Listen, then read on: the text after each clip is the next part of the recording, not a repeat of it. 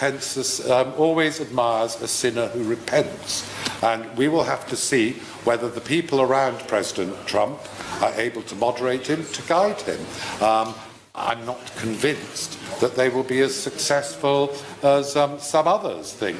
But that is not the point. The point is that whenever the invitation was extended for whenever it takes place, there would be criticism for those who wish to criticise.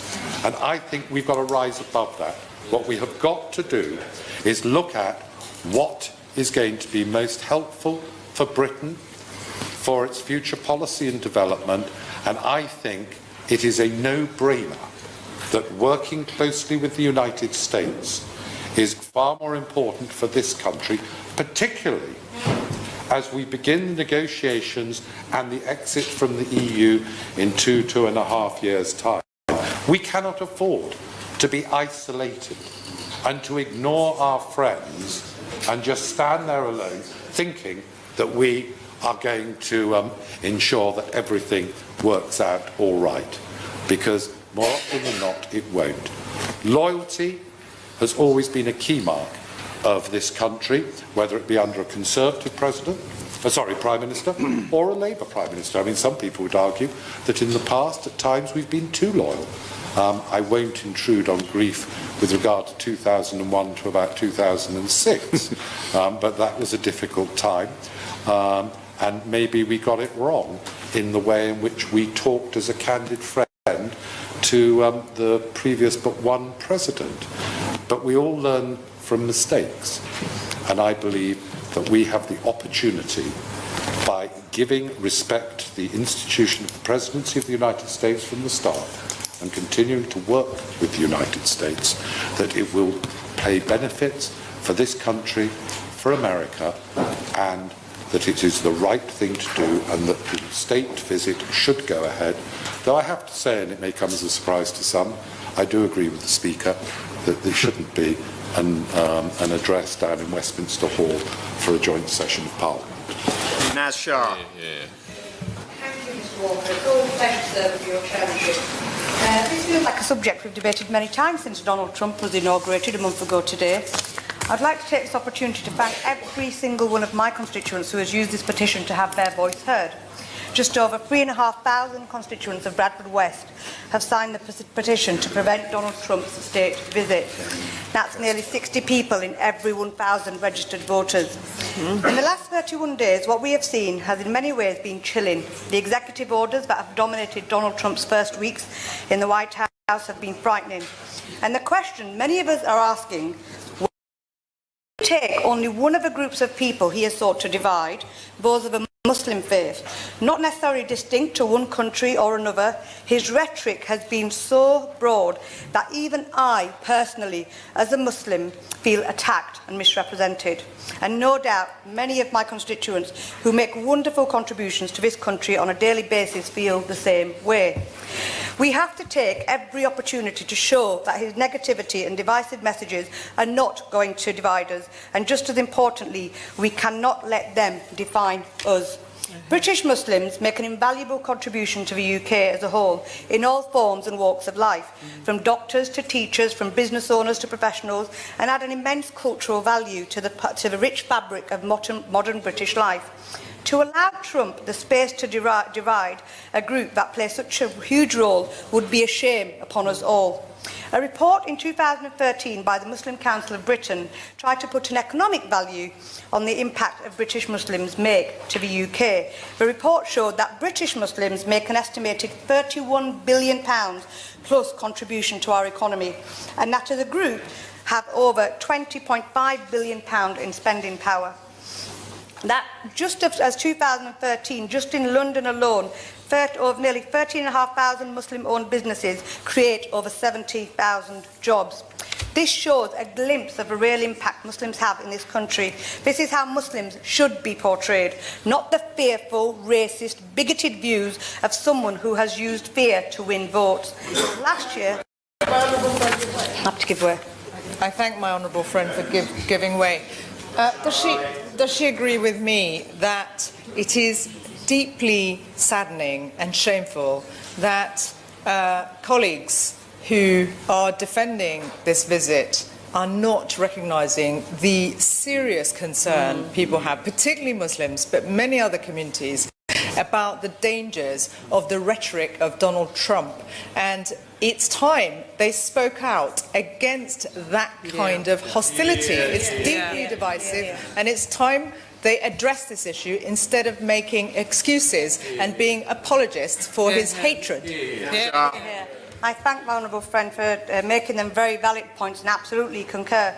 Last year, when we first debated a potential ban, I'll happily take up my honourable friend's challenge. His attitude to Muslims is an outrage. And what's most outrageous is that it's totally lacking in evidence, because all of the deaths caused by terrorists on US soil since 9/11 have been caused by US citizens or residents. And the 9/11 attacks were caused by people from outside the US, but from none of those 7 countries. So not only is it prejudiced, it totally lacks any evidence. Thank you very much. I thank the honourable friend for making those very valid points.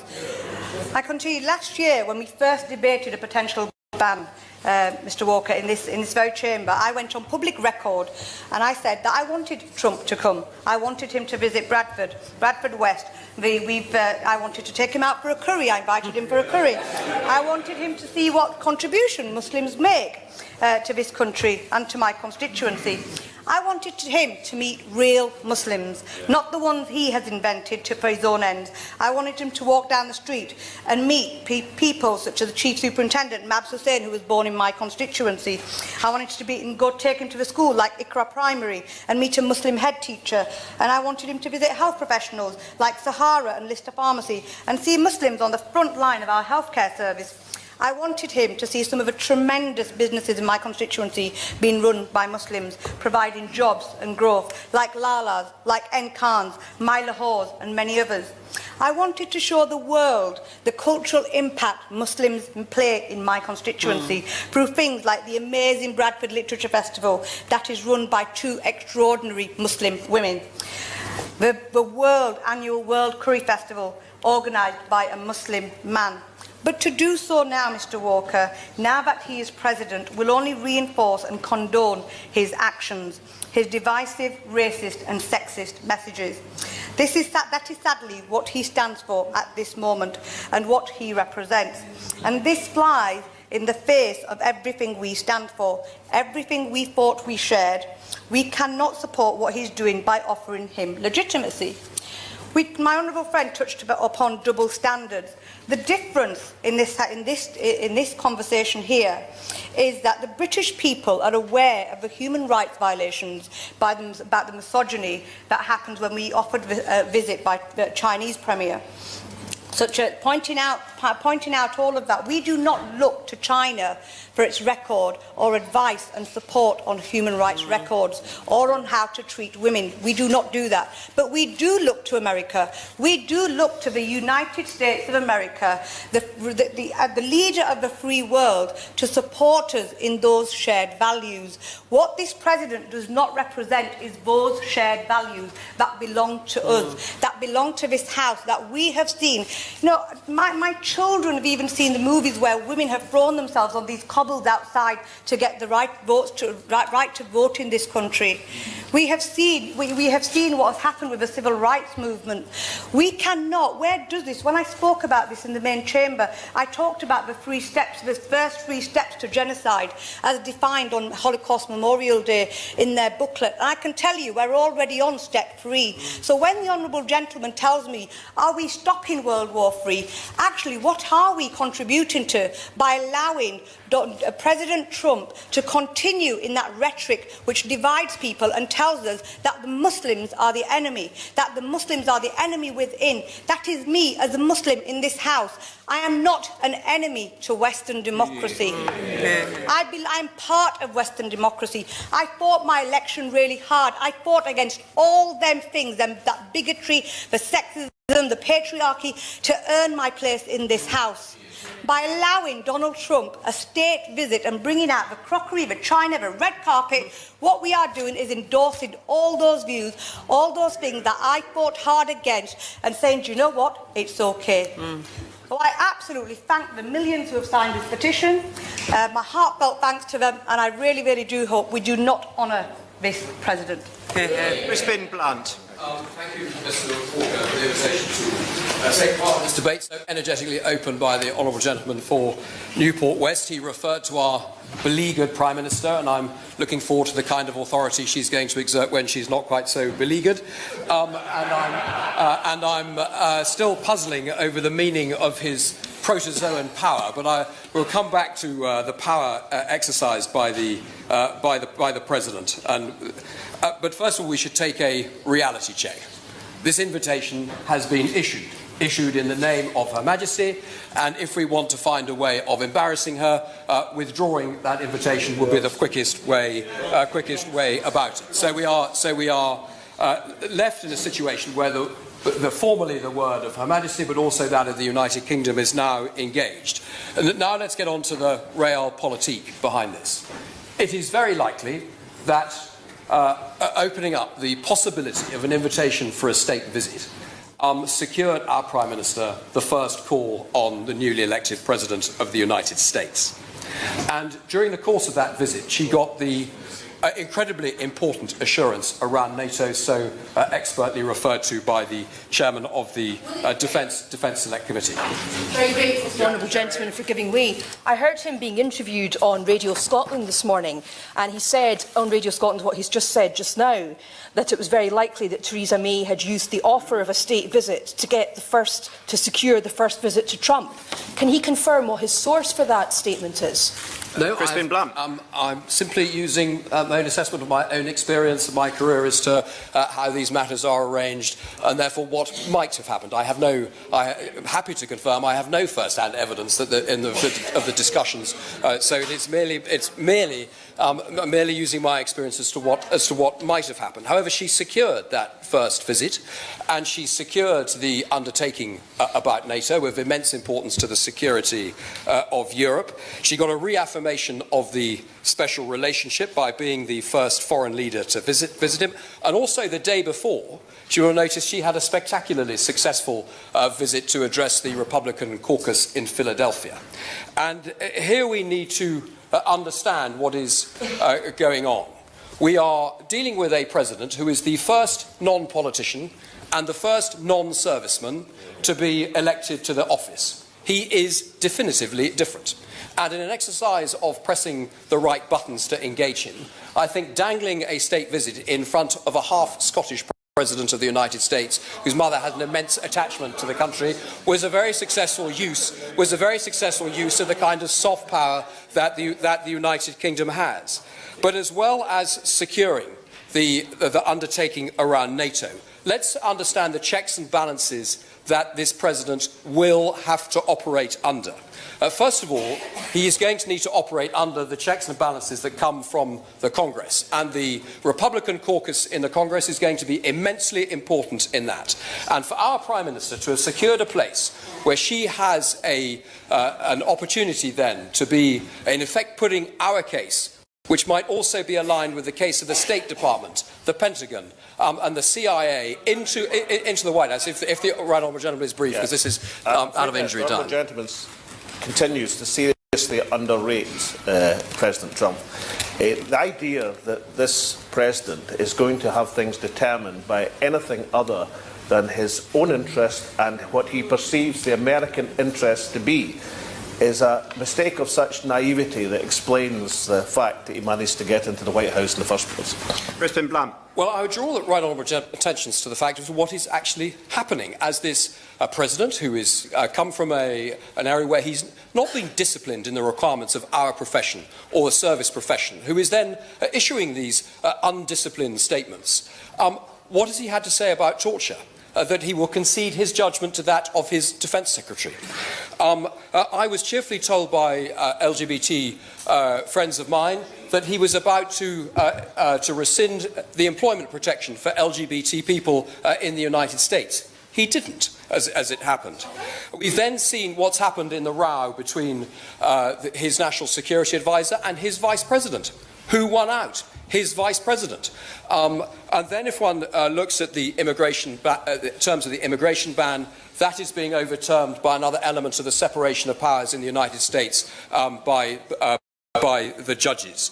So we are seeing the development of this administration with this, of course, this extraordinary, unprecedented election of this individual to the presidency. I won't. Will forgive me because I think I'm now out of injury time. But the point I'm making is this is early days. We are beginning to see the necessity for a disciplined administration begin to crowd in on this president, and we will see how this develops. But it is incredibly important that our Prime Minister has secured the first voice into the White House of a foreign leader. Now, the truth is, we need to calm this debate, and we need to take the hype out of it. And I don't just mean the debate in this chamber, but frankly the national debate. The invitation has been issued. I don't think it should or could be properly rescinded. And so there is the possibility that the invitation will be taken up in the course of this year. I think that would be a mistake.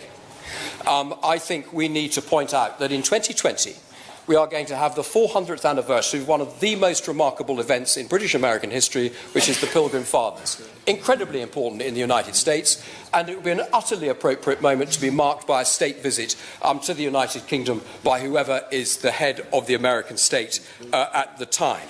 And so I think we should focus the administration's attention on that opportunity.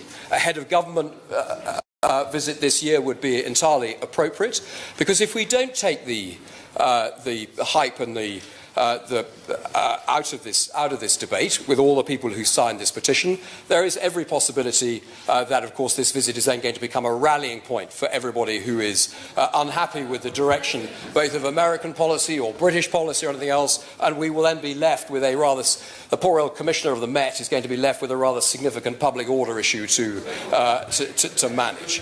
And so I think there is an opportunity to look forward, to celebrate a great anniversary in British-American relations and extract ourselves from the practical difficulty of this invitation having been issued. But if you're asking me, if it was the issuing of that invitation that secured a reaffirmation of the special relationship, a commitment by the President of the United States to NATO, reinforced by senior members of his administration in Europe this weekend, and an opportunity for us to reinforce the voices into the White House from the State Department, from the Republican caucus, from the Pentagon and the CIA, that was.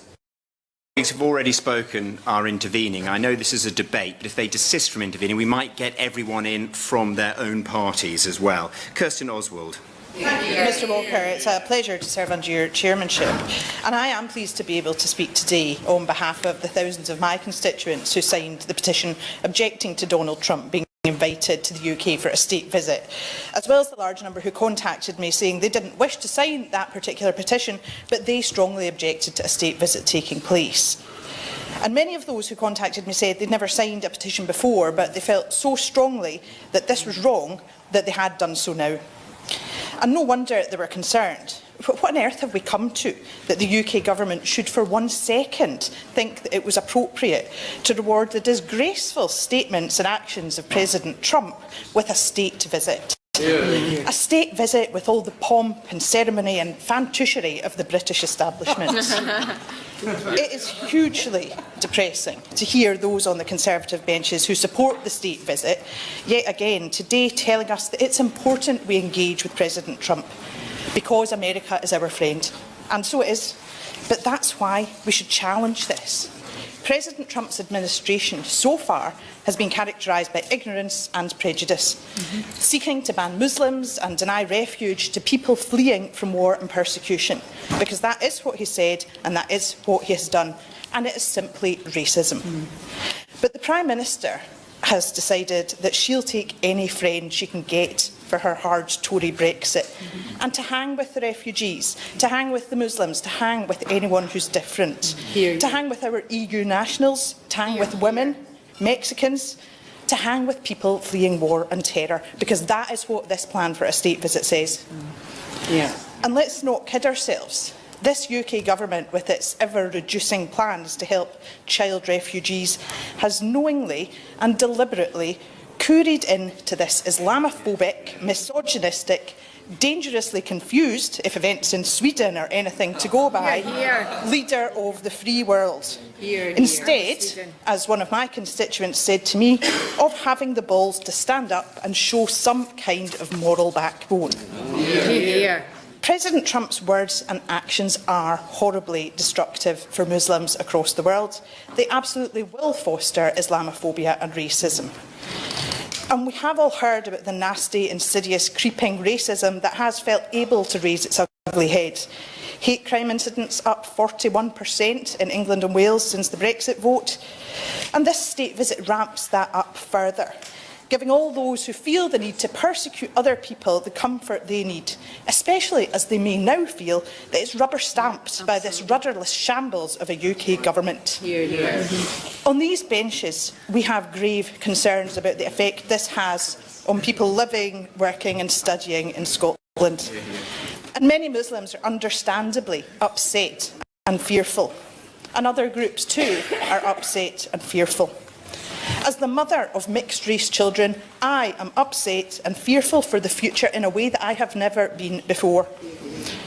Because this is a time of flux and uncertainty, and there are dark clouds gathering in many parts of the world. Our job here should be to shine a light, to stand tall. We should be taking the moral high ground and sending a firm message to President Trump that this will never be acceptable and he needs to stop. But instead, this UK government has rolled over to have its belly tickled. And shame on all of you involved if you don't rescind this invitation for a state visit now. This will never be in our name. Edward Lee.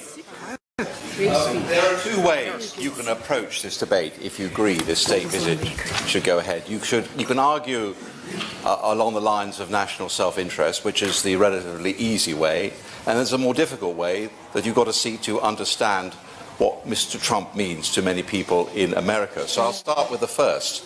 It seems obvious to me that great countries like our own act in their own national self-interest, and they issue these invitations in order to further that self-interest. Presumably, when we invited not one, but two presidents of China, we were prepared to overlook the fact that this is effectively, in China, a police state.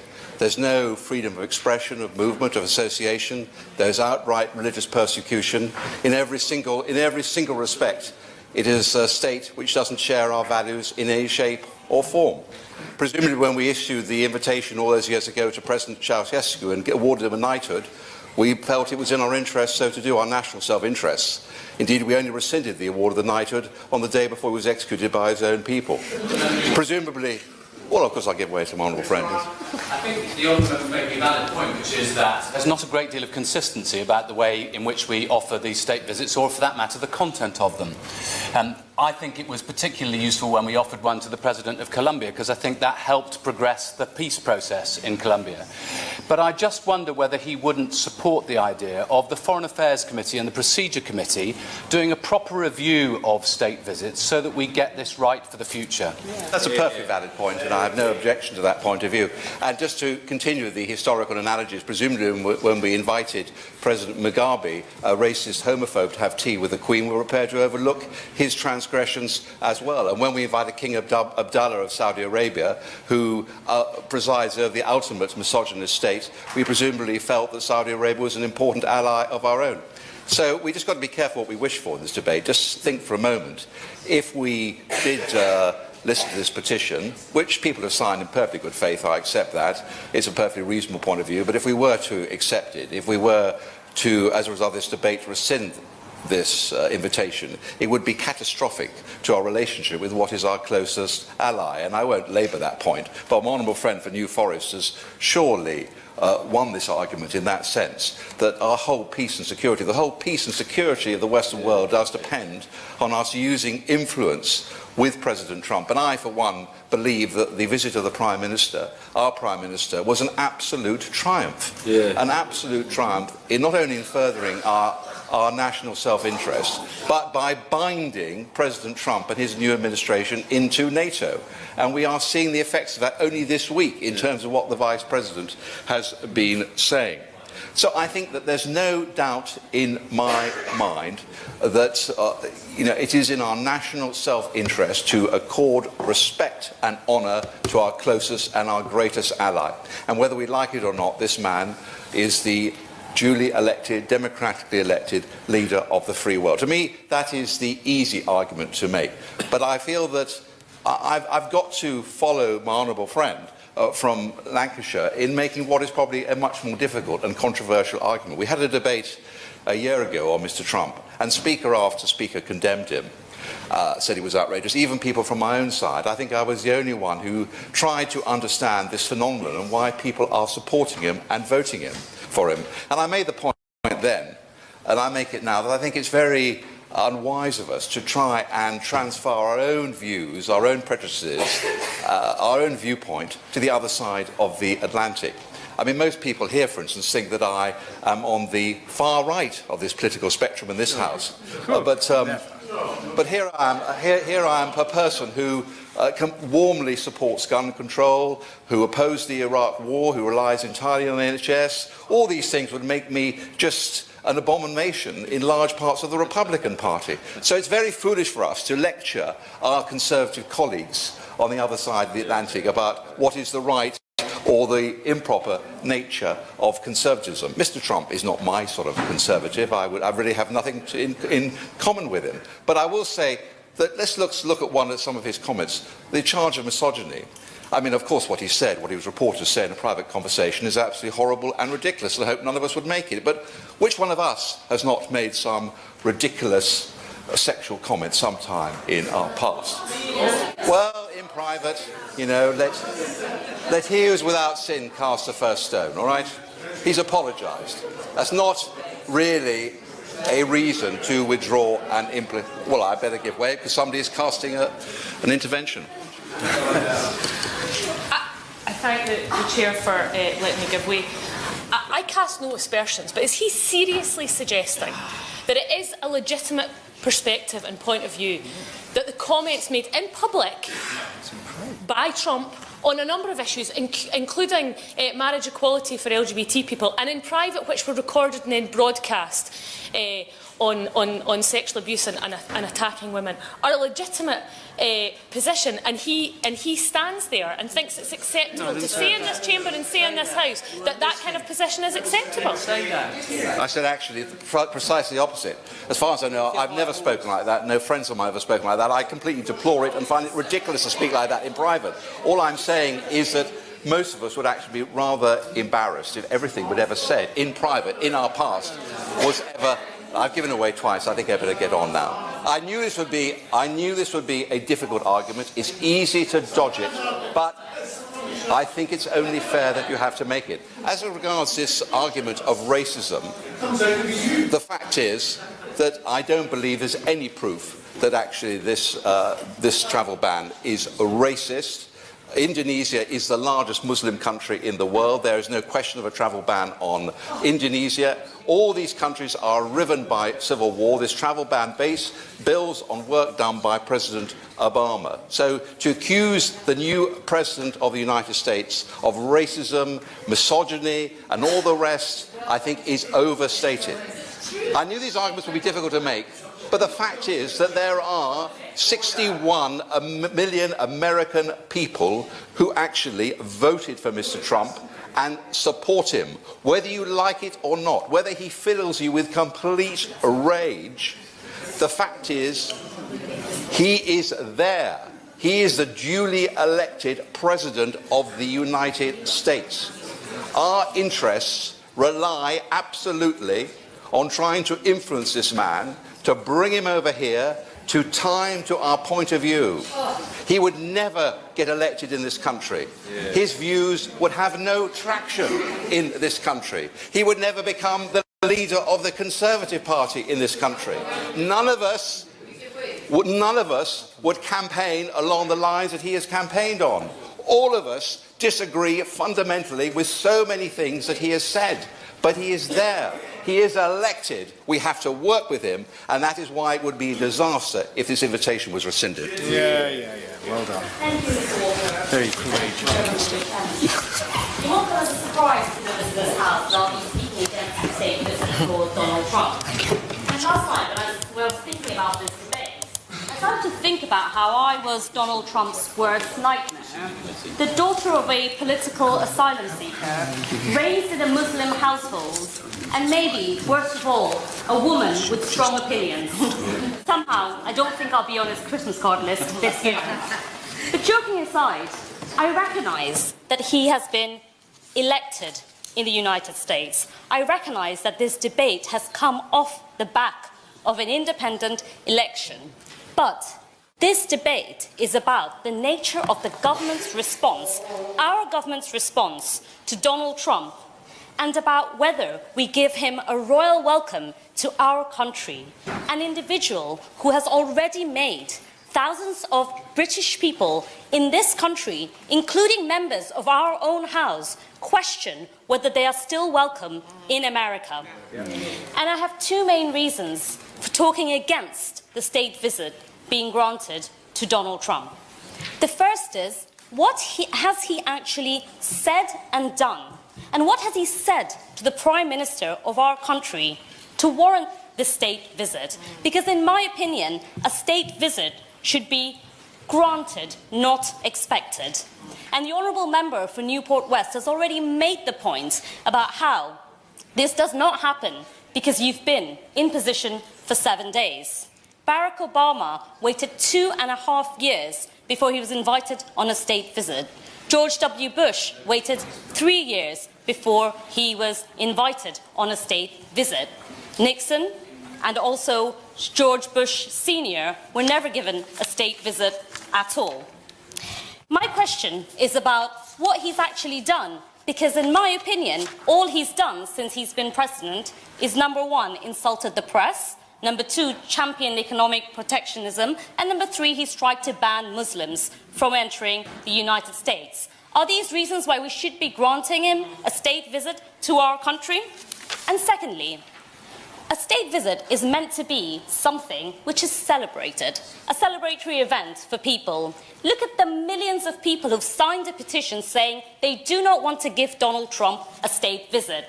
Look at the thousands of people who marched along Whitehall and across the country saying they did not welcome Donald Trump on a state visit to this country. Listen carefully and you'll hear the thousands of people outside right now in this house, outside this house, saying they do not want Donald Trump to be coming into this country on a royal state visit. We have a duty to listen to these people, to give them a voice. And if people from the Trump administration are listening, this is not fake news. The people who are protesting outside, these are not alternative facts. These are real protests from British people who do not want to give him a royal visit.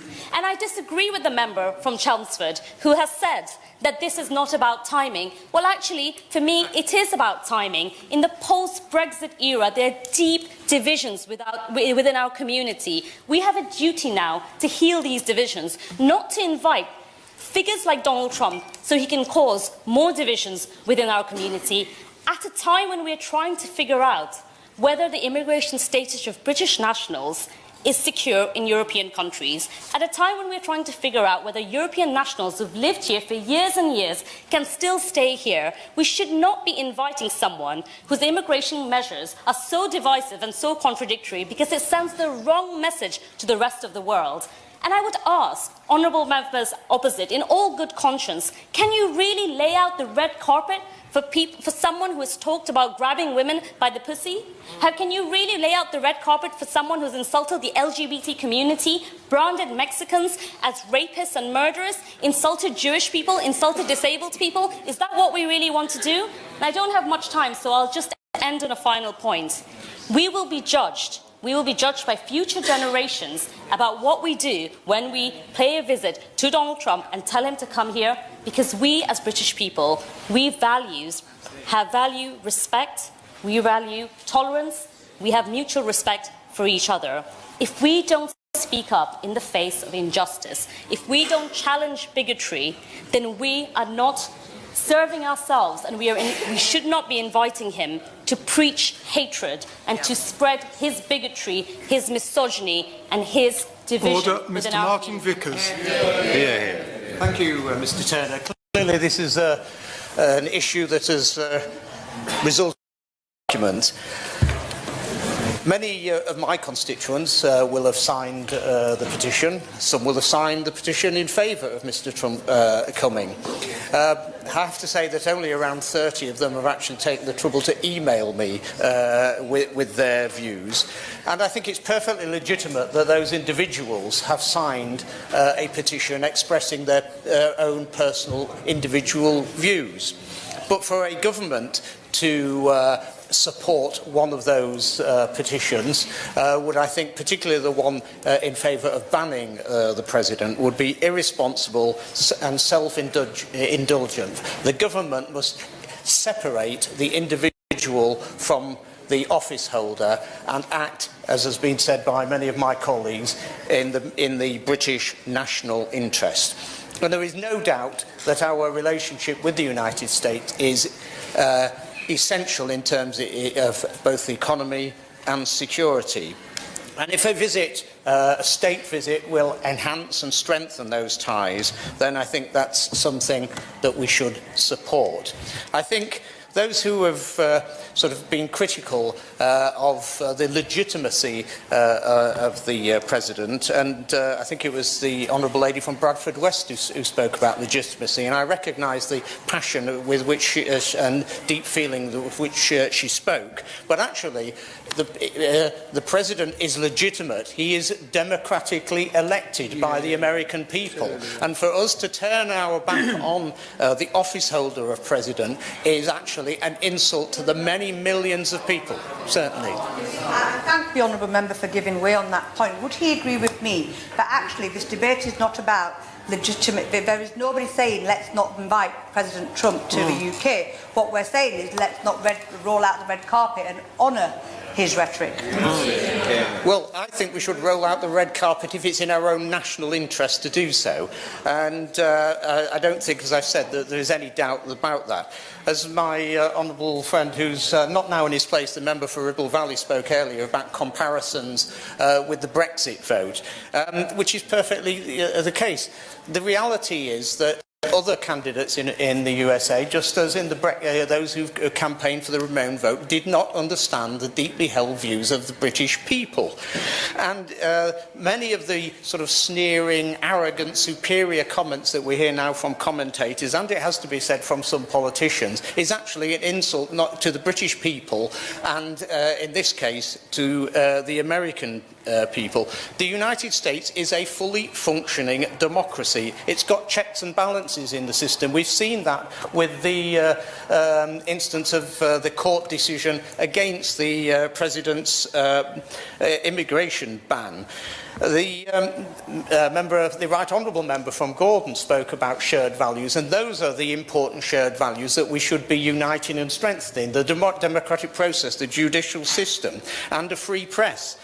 Foolishly, last year, as I think it was the Honourable Member from Gainsborough mentioned, we had a debate in this chamber about whether or not to ban candidate Trump. I think that was foolish and ill-advised. On this occasion, it's even more foolish and ill-advised. He is, I repeat, the democratically elected president of our most important ally. Reference has been made to meeting Her Majesty the Queen. Her Majesty has met, as the Honourable Member from Newport West described them, as some unsavoury characters. Not only has she met some unsavoury characters, she has met some characters who have actually taken up arms against the Crown. And, but she has moved on from that in the best interests of our nation.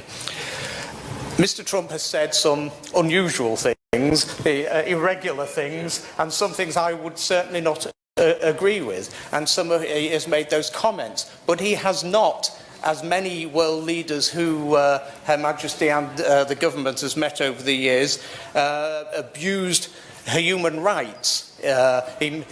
He's now in a position, one hopes, to actually prevent those other leaders throughout the world who seek to do that. So there is absolutely no doubt in my judgment, Mr Turner, that we should indeed roll out the carpet for the President. We are not rolling out the carpet for Mr Trump. We are rolling out the red carpet for our most valued ally. Very good. I'm sorry that the Right Honourable Member for New Forest East is not in his place, because I thought I would like to respond to the arguments he made, particularly about the post-Second World War situation and the need for peace and stability. On the 4th of September 1959, as a wee boy, I walked with my mother from Maybole to Culzean Castle in Ayrshire. I did so on that autumn's day to be there to view the coming of the then President of the United States, Eisenhower, to the visit to Culzean Castle. He was well known to people of that small town in Maybole. He had been made a freeman in 1946. He had also been given by the people of Scotland a suite of rooms in Culzean Castle called the Eisenhower Suite. He was, as many of you will know, a five-star general who served as a Supreme Commander of the Allied Expeditionary Force in Europe. And post-World War, he was to become the first ever Supreme Commander of NATO. He was then President of the United States from 1953 to 1961, at a time when the Cold War was gripping people with a fear that we faced the possibility of a Third World War.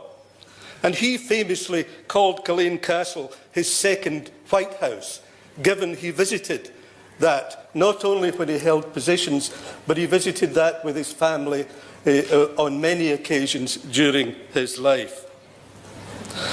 And however, this great American who served us so well in the Second World War as a Supreme Commander, this man who was the first commander of NATO, this man who became probably the greatest Republican president post-Second World War, only once in 1959 was allowed to have an informal visit to the United Kingdom. He was never afforded a state reception. He was never afforded the right to address Parliament. And the American people and that president never complained once. He was able to engage informally. All we are saying is surely, if it was good enough for that great president who contributed so much to our society, who contributed so much to the defeat of fascism, that an informal visit was sufficient, why on earth are we rolling out a red carpet to a man who has only spread division and international instability? The first foreign leader to be invited to address this Parliament was the President of France on the 23rd of March 1939. So it was not as if there was not a precedent for having people to come on state visits or to speak to Parliament. And we know that only 2 American presidents in history have been afforded both a state visit and an invitation to address Parliament, Reagan and Obama.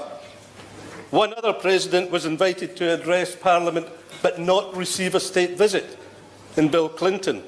And one had a state visit, but was not invited to address Parliament, George W. Bush.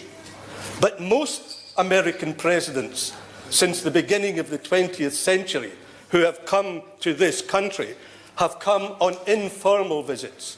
It is unusual for us to accord a state visit or an ability to address Parliament to American presidents. And when we do so, I would say we should think very carefully.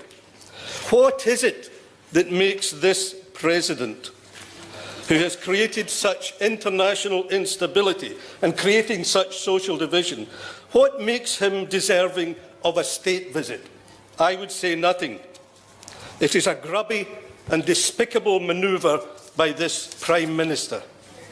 Many years ago, the Scottish poet Hugh MacDiarmid said that when he died, he wanted to have a 2-minute pandemonium. The only good thing I can see coming out of this state visit by President Trump is an nations of the United Kingdom to have a 2-minute pandemonium in opposition. And May.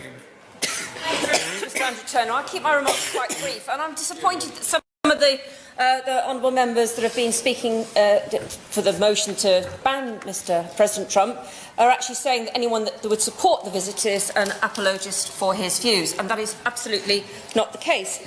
I actually thought that my honourable friend for South Suffolk, who said about the calm, reflective diplomacy, actually is exactly right. I don't think megaphone diplomacy is ever something to be advocated. I actually think we are best served by conducting our relationship with the United States in a positive manner. I cannot think, when you look at the response from the government, Mr Turner, to both of these petitions, that the response is the visit was offered on behalf of Her Majesty, the Queen. I can't think that the Queen is completely unaware of what's being offered in her name, and I would suspect that Her Majesty, this is way above my pay grade, and I've not actually had any idea of what Her Majesty thinks, because actually that is the whole point. We are not aware of what Her Majesty thinks. She does not pronounce, as convention decrees, her views. I cannot think Her Majesty will be embarrassed, because Her Majesty, as always, will be an absolute beacon of soft diplomacy by greeting the visitors to this country that are accorded in her name the rights of a visit.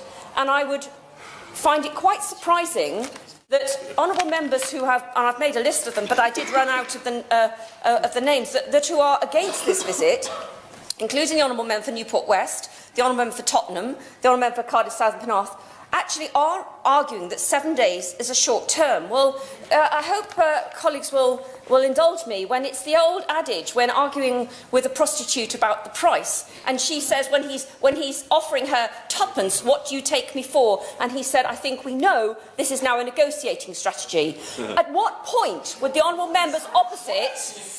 At what point will the honourable members opposite... Oh, let's have some fake outrage here. I think everybody's heard this comment before. I am standing here as a woman being shouted down by women. Isn't that right? At what point opposite, in the 7 days, at what time would it be considered appropriate to extend the invitation? What we are actually talking about is a ban. Because from everything that has been said, there is no point that would seem to be acceptable to the honourable members who have spoken on this petition for banning. And I have listened absolutely courteously to all the honourable members that have spoken. I have sat here and not intervened because I'm mindful of time. So I'd appreciate not barracking from opposition members. My point is, if we are going to agree that the diplomacy to be extended between ourselves and the United States of America is within the gift of the Prime Minister, and I presume with the permission of Her Majesty, then it will be done in the best possible manner to further our relationship with our closest ally.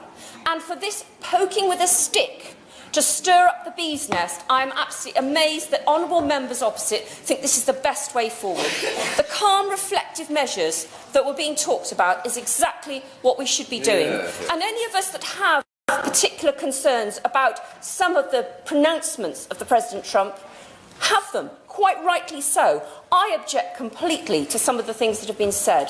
But what I'm looking at is our government has extended in her name of Her Majesty an invitation for someone to come to our country as a welcomed ally and as a president who we shall hopefully have a good and purposeful relationship with.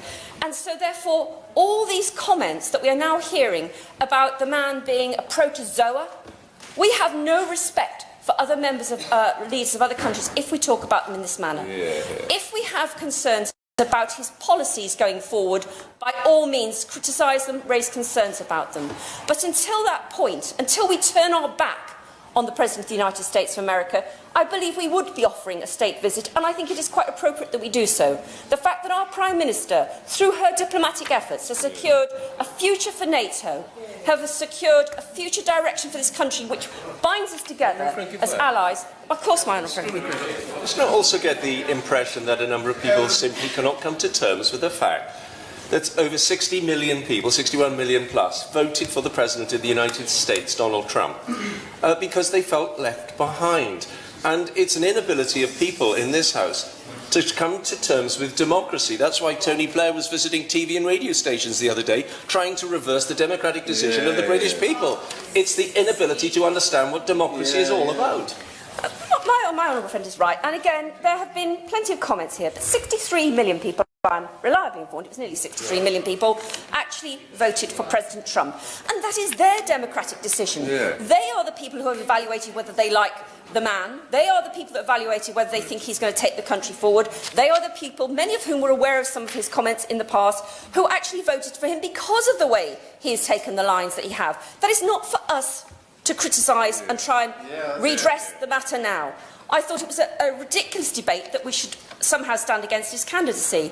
He is the President. We must move on. And I actually think the most important thing, if we have our criticisms, we have our concerns, they are done behind closed doors. These public pronouncements seem to me to be completely counterintuitive to what we need to be doing for the future of this country. And my friend who spoke for Gainsborough got it exactly right. The easy argument is to stand in this chamber and make vast speeches about how some of his comments have been totally reprehensible, and they have been. But how much farther does that get us?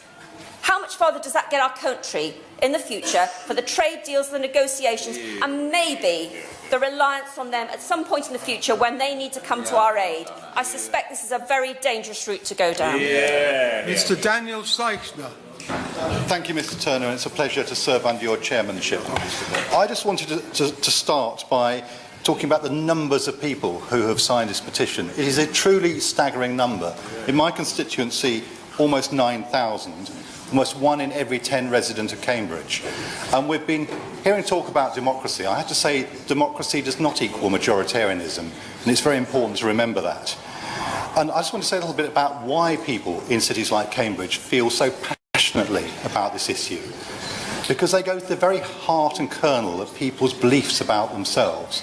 So we've heard about the people who have been left behind, but there's also another country that values tolerance, education, understanding and learning.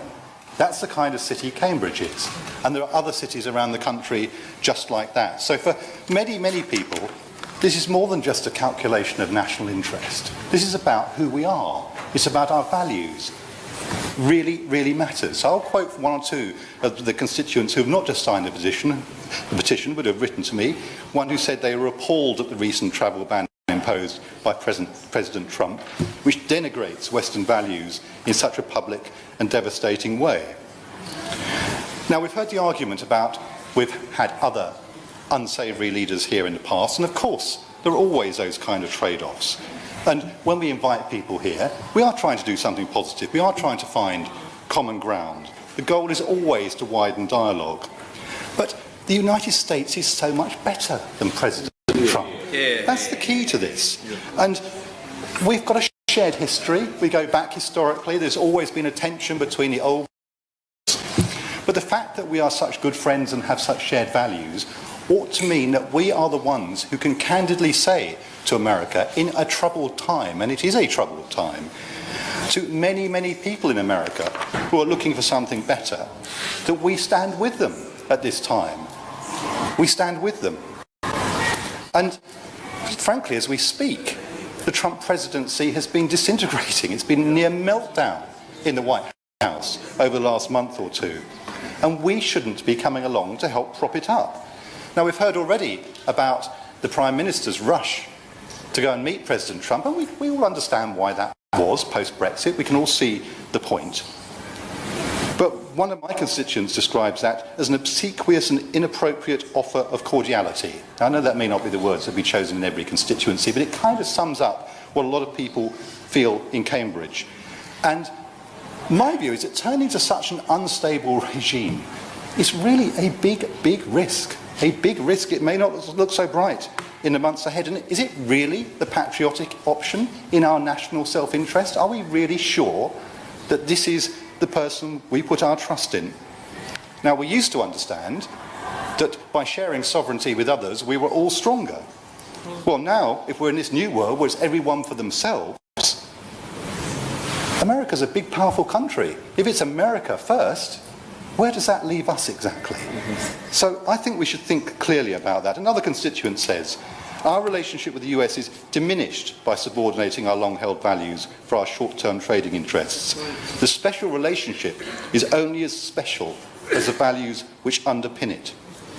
Now, I understand the difficulty the Prime Minister's got herself into, but actually there are many ways out of this. Just the revelations about Trump's first choice for National Security Advisor and his potential link with the Russians should surely be more than enough good reason for us to think that enough is enough. If it's about UK national security and interests, then I say think again. And let me conclude, Mr. Turner, by saying, in my view, Mr. Trump is a disgusting, immoral man. And he represents the very opposite of the values that we hold. And he should not be welcome here. We're a tolerant country, but tolerance does not allow that tolerance to be abused. We do not welcome bigots, and we don't stand aside when we see intolerance, ignorance and hatred on the march. We respond, and that response should be for our government to withdraw the invitation. Monaghan. It's a pleasure to serve under your chairmanship.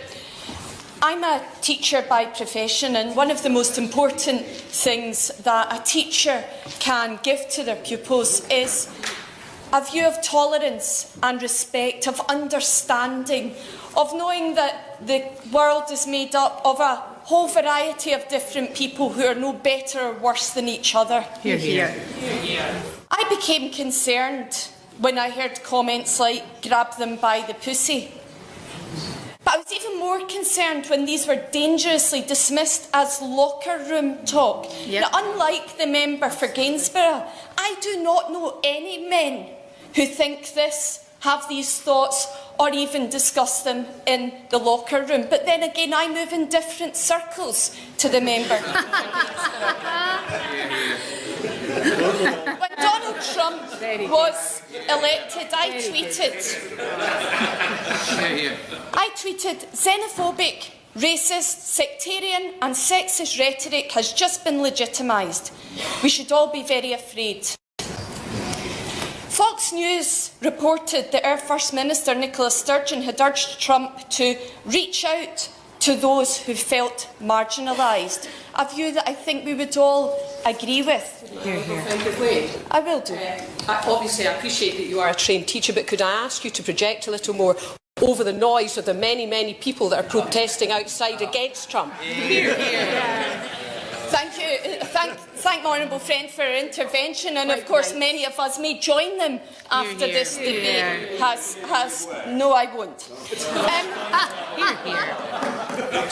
However, Fox News also quoted my tweet, and this opened the floodgates. Now, I have a whole pile of them. I'm not going to treat you to the whole selection, but I'll read a couple of brief ones. Mind your damn business and stay the hell out of our politics. The silent majority has spoken. We do not want to end up like your piss-poor country. We kicked your ass once, we can do it again if you give us a reason. And it goes on, but I won't read the whole thing. Here's another one. Keep your vulgar comments on your side of the pond. We should have let Germany run over you in the 1940s. But my personal favourite was from the geographically challenged Randy Crone from Dallas, who tweeted, "Ignorant, thick, foolish is the order of the day with Carol Monaghan. Australia should be very afraid."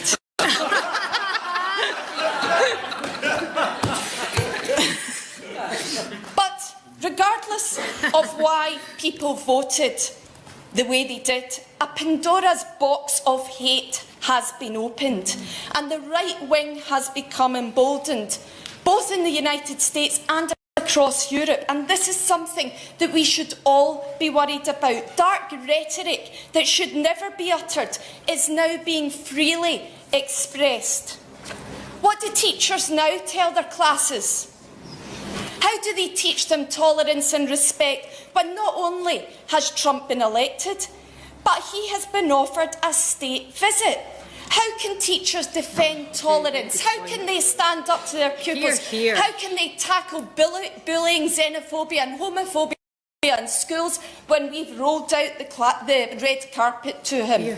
I've heard a number of people talking about it's in the national interest. Well, I'll tell you what's in the national interest. Showing an example to our young people. Telling our young people that these views are not to be accepted, they're not to be tolerated, and we should be defending those who have moderate views and moderate positions. I stand here in support of the 3,554 of my constituents who have signed the petition, and many, many others who emailed me, urging me to speak out against this state visit. And 5,259 of my constituents have signed the petition against the state visit, compared to 168 who signed the petition in favour. Given the vast level of public interest in this petition, the interest that we can hear from outside, the interest that's been displayed by the number of members wanting to contribute this evening, does she agree with me that the Petitions Committee and the Procedure Committee need to look at ways of extending the time and perhaps even the space that's available for this kind of debate in the future? Absolutely. I thank my honourable friend for that intervention. Of course, one of the things I said as soon as we arrived this afternoon for this debate was, why was this not in the main chamber? Obviously, so many members are wanting to speak today, and I'm sure the main chamber is a lot less busy than it is here this afternoon. So just to conclude, I agree with my constituents, with the overwhelming view of my constituents. This state visit should not go ahead in the national interest. Speaker is Mr. Alistair Carmichael, but before he speaks, could we cut it down to 4 minutes? It's a pleasure to take part in this debate and to serve under your chairmanship. I congratulate the Petitions Committee for bringing it to us this afternoon, and indeed in particular I congratulate all those who set up and signed these petitions. I think for them to see a direct influence of that political activism on the business of this House has got to be a good and positive development. The argument brought forward by those who support the extension of an invitation of this sort to President Trump, as I understood it to be most thoughtfully expressed by the Chairman of the Foreign Affairs Select Committee, is essentially this is a spending of a measure of political capital for which there is to be a return. As the Chairman of the Foreign Affairs Select Committee put it, the Prime Minister won an important reaffirmation of the special relationship. Now, I have to say to those and all those who have advanced that argument, where is the evidence that that is in fact the case? Because in fact, having offered President Trump a state visit, the offer having been accepted, we've since seen a very different range of views coming from him, which are not particularly helpful, particularly in relation to America's future engagement through NATO, the relationship with Russia, for example. The honourable gentleman is making a very important point, and does he not recall indeed another British Prime Minister, one I think did many, many good things, but I think was deeply naive in the ability he thought he had to influence an American president, and where that led us? Well, indeed, and I had cause to reflect this weekend in relation to that particular former Prime Minister. Indeed, my other concern, though, is that we may have spent this capital in this way, and it may or may not ultimately be effective, but this is week one of a 4-year term. And what, having offered a state visit this time, are we going to offer the next time we want to get a favourable response? Will it be the crown jewels? Who knows? Just about anything is possible these days. Essentially, what we are here talking about is a question of judgment, and in my view, the Prime Minister, in the exercise of her judgment, got it catastrophically wrong. Not just to offer a state visit, but as others have observed, to do it 7 days after his inauguration. Now, this was not something that she just decided on the spur of the moment. We all know the Prime Minister well enough to know that this is not something she would have blurted out to fill an awkward pause in the conversation.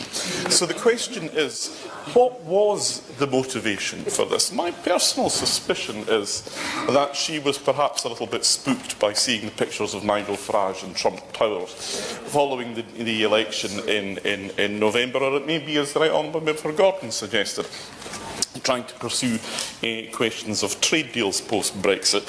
Whatever the motivation, however, it has left us looking desperate and craven and rushing to embrace a presidency when the rest of the world is rushing away from it.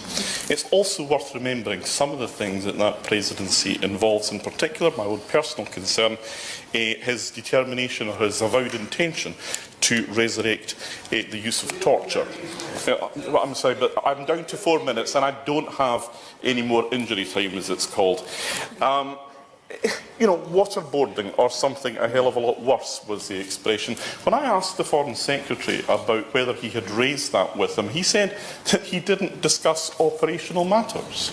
It is not an operational matter whether we share our intelligence with a country that condones the use of torture. That is a matter of policy for every other country in the world, and it should be a matter of policy for the United States of America as well. I have no issue with the Prime Minister seeking to influence the President of the United States, but she should be doing that in a way that engages the relationship that we have enjoyed in the past.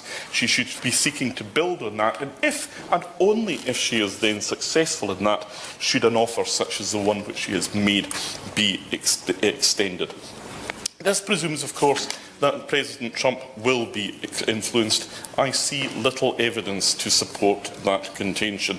Even those few benign influences that are around him do not seem able to do that. I start from the position, Mr Turner, of somebody who values the special relationship, but I understand that that special relationship is not between a government and an administration. It is between our two peoples. That is why it is our shared history, our shared values, that it makes it special and enduring. And that, in fact, is what the Prime Minister risks doing severe damage to today. I hope that this debate, and I don't just mean the debate in Westminster Hall, but the wider debate, would be conducted in a calm and rational fashion. And while I express that hope, I suppose the past hour and 40 minutes would indicate that maybe a hope rather than an expectation. But nonetheless, it has been debated widely outside, and there are many outside who don't share my view.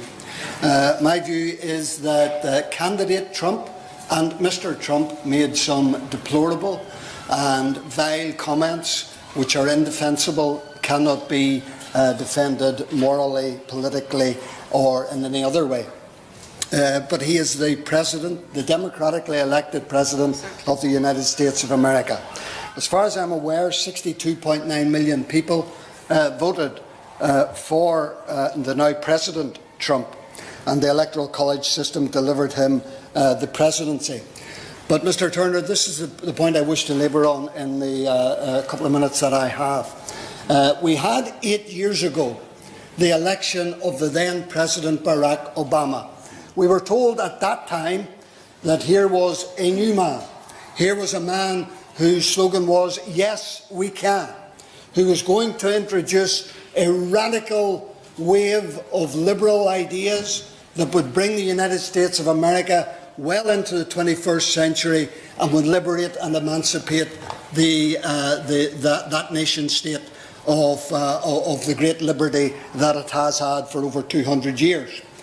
And after 8 years of his presidency, according to some, over 60 million Americans, after having 8 years of Obama's presidency, elected a bigoted, misogynistic, racist, paranoid, xenophobe, Islamophobe.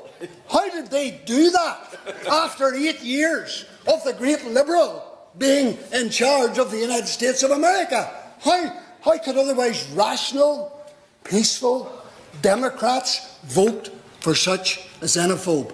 It is, in part to what the honourable member alluded to, across the free world, Mr Turner, there is an isolation, not an isolationism of President Trump, but an isolation of peoples, whether it is in the United Kingdom, whether it is in the USA, and we will probably see in the Netherlands, in France and in Germany, the rising of people who have had enough of the establishment, because it is the establishment that they blame for their plight. And it does not do for people to patronise them and say, well, we will take account of your fears and concerns, and that you have perceptions. They're not really accurate, but we understand they are perceptions. That won't wash. It didn't wash in America. It didn't wash with the Brexit vote. And we will wait and see whether it washes in much of continental Europe.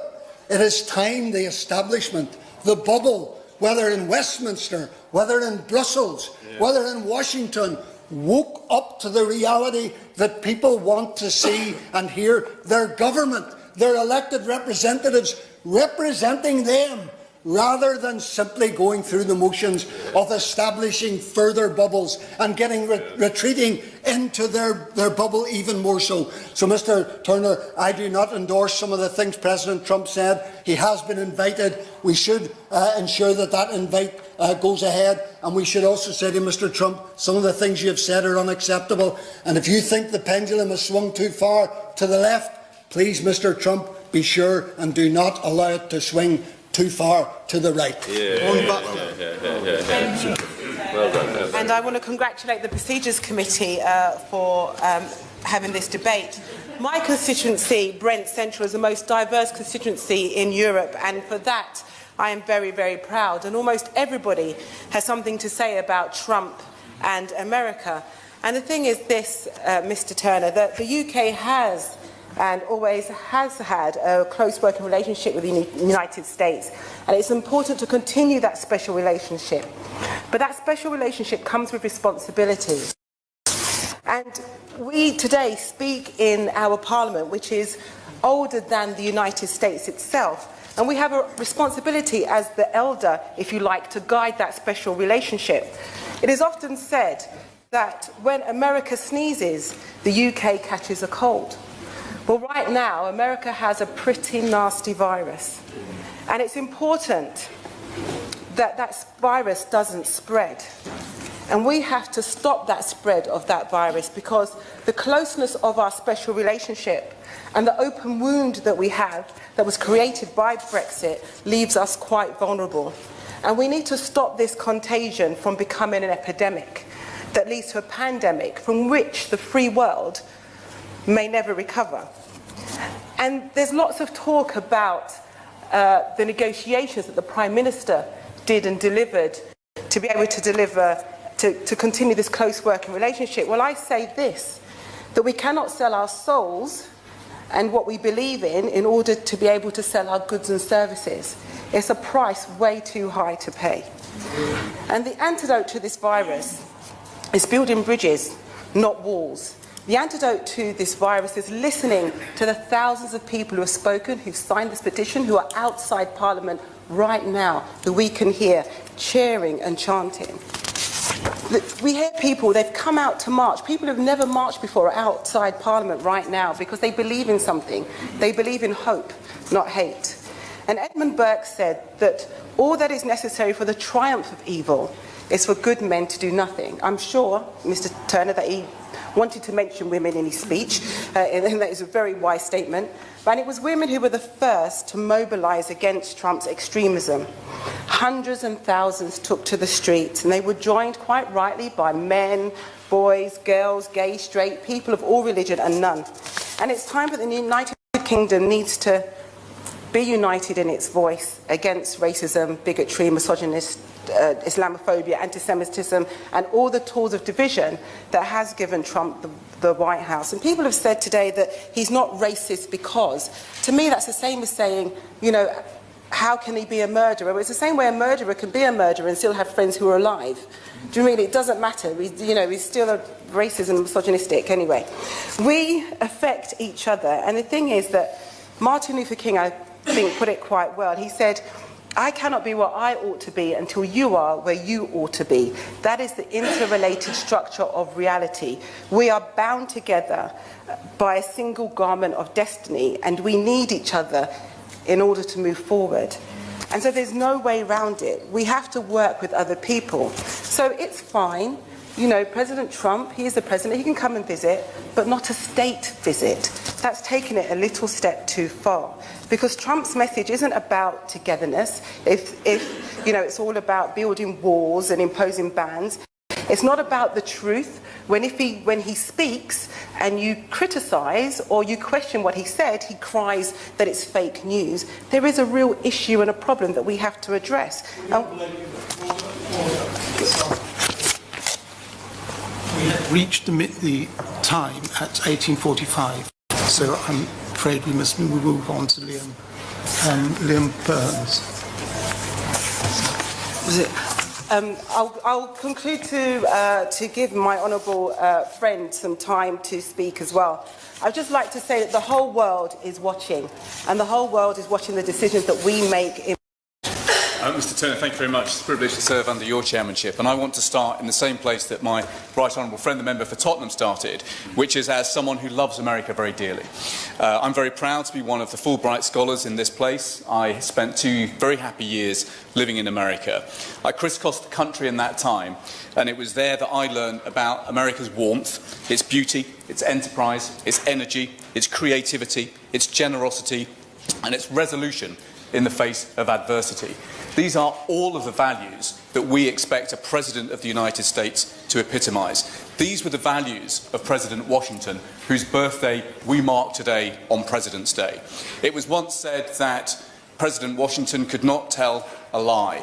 This President appears to find it difficult telling the truth. And what we need right now, in this world of division and discord that we face, is a shared defence of the values that we have in common. We need a shared stand against disunity, a shared stand against intolerance, a shared stand against hatred, and that is what we should be celebrating with a presidential state visit to the United Kingdom, and that, I'm afraid, is what we are not going to get. Now, my fear is that this visit will not be a showcase for those shared values. Actually, it will be a showcase for the divisions between us. We have to ask ourselves, what is going to greet President Trump when he gets there? I would argue that what we are going to get, frankly, is the kind of protest we see outside. In fact, what will greet the President will make the protests outside look like a tea party. What we hope will be a special relationship will emerge as a strained relationship.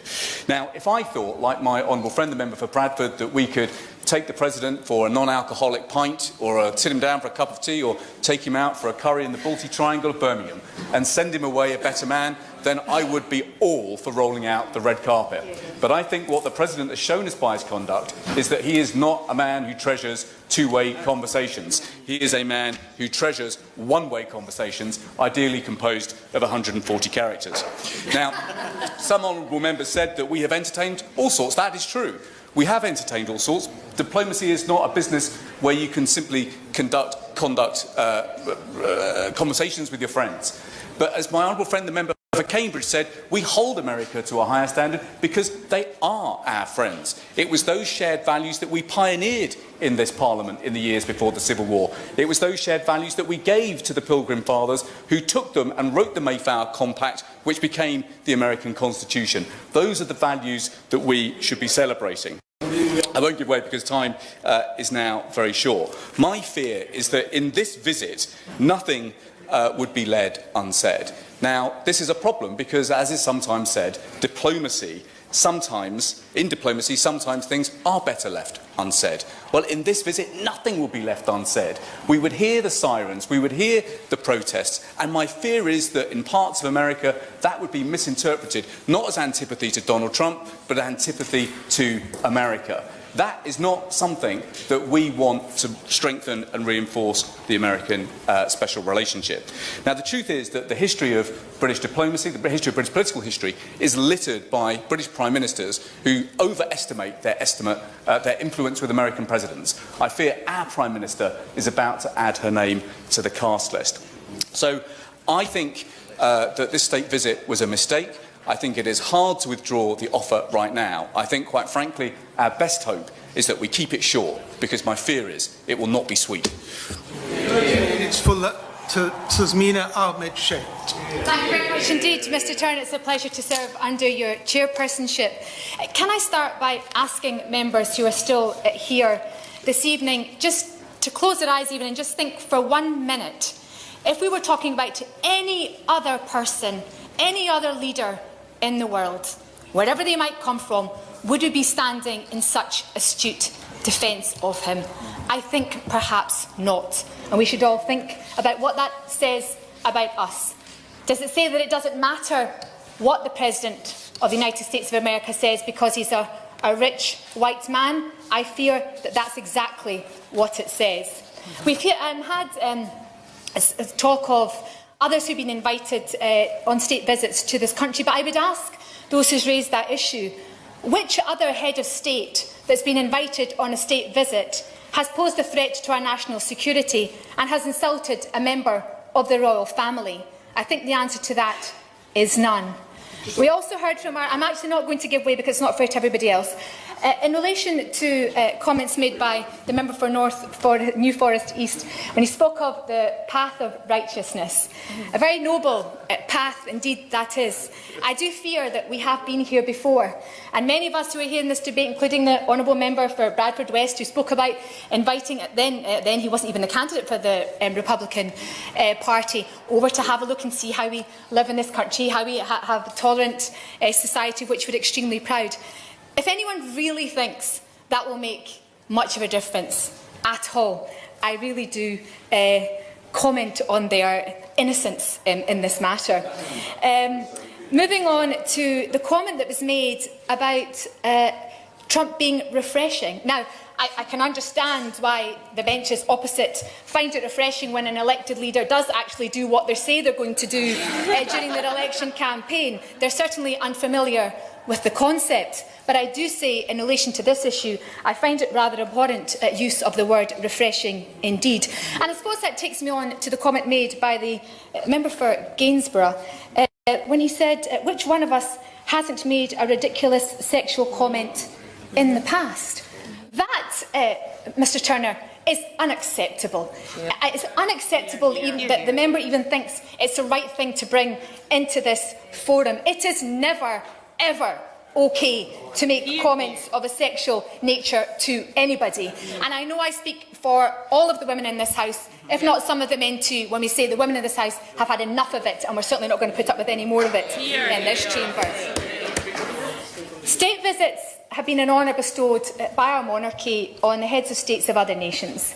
And this debate is not about how the USA voted. Of course it's not. We know there were democratic elections, although indeed it is President Trump that's cast aspersions upon whether some of the people who voted had the right to do so. But what this is about, Mr Chair, is who we are as a country made up of 4 nations. And I have to say, I think the voices outside are perhaps more demonstrative of who we are as a country of many nations than some of the voices we've heard in here today. And I believe, yes I will. I think my honourable friend is making a very important point, that we respect the right of the Americans to decide their own president. But that is not what this debate is about. It's about our values, our constituents, and what it means to us. And if this Parliament is the embodiment of our values in this country, to paraphrase Jane Austen, are the shades of Parliament to be thus polluted? I agree very much with my honourable friend, and to signs from the back because I allowed an intervention from my honourable friend. That's because my honourable friend hasn't yet spoken in this debate, and I think it's important that everybody's voices are heard, not just those of the majority of the men. Well, I'll take an intervention then. Yes, I didn't realise. Please. I'm extremely grateful, and the honourable lady is making a very powerful message, but I'd just like to take her back to her points about other heads of states, because I'm a little bit confused. Many members here have mentioned some rather unsavoury figures who've been afforded state visits. You know, not so long ago we rolled out the red carpet for the Emir of Kuwait. This is a place where, you know, if you're gay, there's a pretty good chance you'll be slung in prison for being a homosexual. And I just wonder whether she thinks we are traipsing into an area of double standards here. I'm very grateful to the honourable member for his intervention. I say I don't get any extra time for taking interventions, and say that I believe where it's in our national interest, the governments of Scotland and the UK should seek to work constructively with governments and world leaders with whom we both agree and disagree, but I do refer him to my point where I said about what is in the interests of our national security and what insults have been made to the royal family, which I'll come to, if I can, in my speech. We must demonstrate leadership. The point in all that we do is to encourage others who visit this country to raise their game. But the current President of the United States is not someone who is demonstrating positive leadership on the world stage, or someone who would benefit from a first-hand examination of democracy, and he's not acting in a way in which is in our national interest. Up to now, Presidents of the United States have been almost universally considered to be leaders of the free world. We've had some good presidents and some not so good presidents, but I respect that while I may agree with some of their philosophies or policies, each has been committed to upholding the Constitution of the United States and promoting and protecting freedom and justice across the world. And I consider myself a friend of the United States, and like many Scots, I'm pleased of our country's strong links. As an alumni of the US State Department IVLP programme, I've seen firsthand the professionalism and care with which US administrations deal with their friends from across the world when they visit. But President Trump does not follow in the footsteps of the giants of American history. His actions to date have not upheld US values and the US constitutions. They have simply undermined them to every extent. And it's not just by inviting him here on a state visit we're setting aside his outrageous and deplorable personal conduct. This is a man, as we've heard, who jokes about grabbing women by the pussy. This is a man who, I hear groans from the back, it's just not on. This is a man who said that of the Duchess of Cambridge in 2012, who wouldn't take Kate's picture and make lots of money if she does the nude sunbathing thing? Come on, Kate. How humiliating it would be for any family to welcome somebody like that in their home, and we're asking that the royal family do precisely that. So I object to this proposed state visit, not just because of his vile behaviour, but also because of his actions as President. He signed illegal and unconstitutional executive orders which contravene the USA's obligations under the Geneva Convention. His subsequent public statements have systematically undermined the independence of the judiciary. He set the groundwork for rolling back the Voting Rights Act and placing new restrictions on the rights of Americans to vote by falsely claiming voting fraud is taking place on a massive scale without a single shred of evidence to substantiate this. He has undermined the free press. He's called any poll which shows the US public is at odds with his policy position fake news. In fact, he's now extended that to very fake news. He speaks of the press being the enemy of the American people, and he's publicly endorsed the use of war crimes by US forces abroad. He would deliberately target innocent civilians in direct contravention to international law. His actions are morally and legally wrong and in conflict with our own international interests. And don't take my word for it. Following the issuing of the executive order banning entry to the US of those born from a number of predominantly Muslim countries, the Home Secretary said during questioning, the sources of terrorism are not to be found in the sources where the President is necessarily looking for them. Trump isn't combating terrorism, he's bolstering terrorism.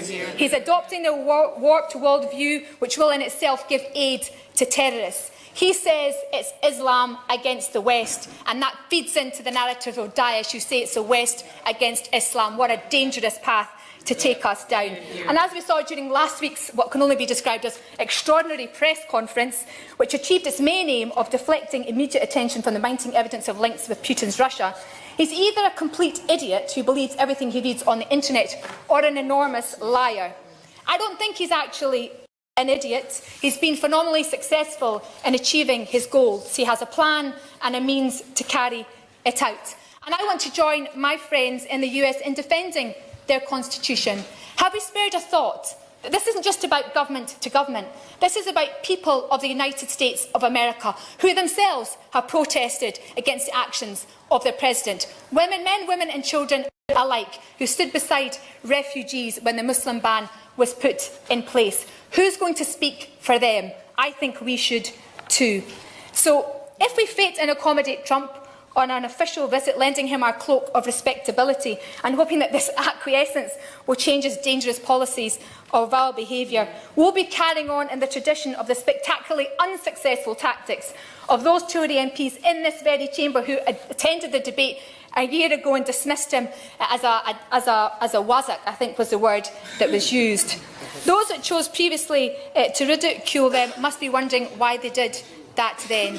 We now, as we've heard so often from the Prime Minister, are supposed to be demonstrating global leadership. In our actions, we've demonstrated nothing other than we have failed in our duty to do that. We are indeed following in his footsteps, and I don't intend to go in that direction. Thank you, Mr Turner, and it's a pleasure to serve under your chairmanship. And I think my constituency, Hornsey and Wood Green, has the third highest number of signatures on the petition, so it's a happy coincidence that I've had the opportunity to respond on behalf of the opposition.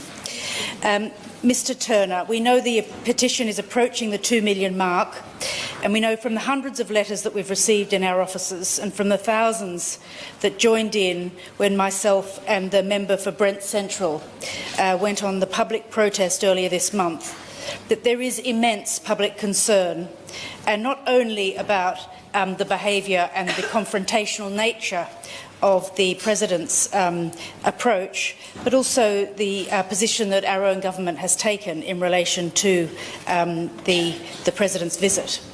The Right Honourable Member for Newport West gave some excellent examples in his opening contribution, and so many members have made passionate speeches this evening.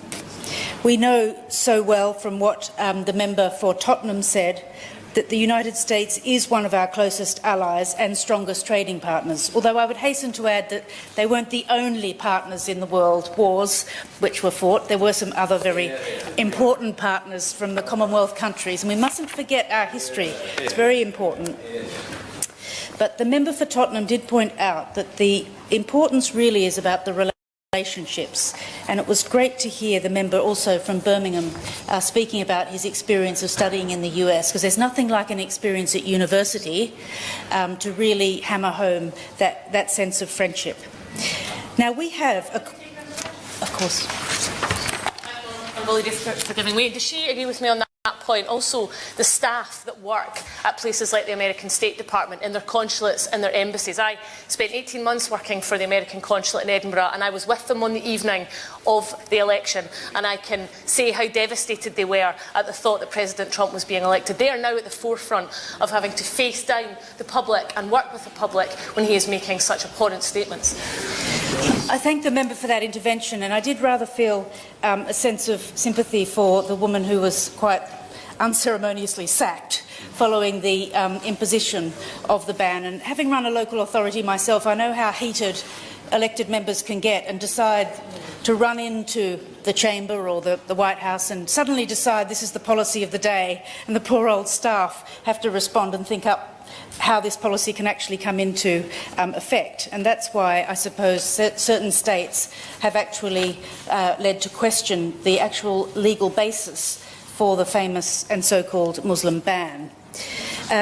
Just to comment briefly, Mr Turner, on the issues that we should be talking about today around tackling international crime and terrorism, working together to address the mass movement of people across the globe, and the reinforcing international policies to combat climate change. Sadly, instead, we're somehow falling into the trap of responding confrontationally to somehow making policy pronouncements by Twitter.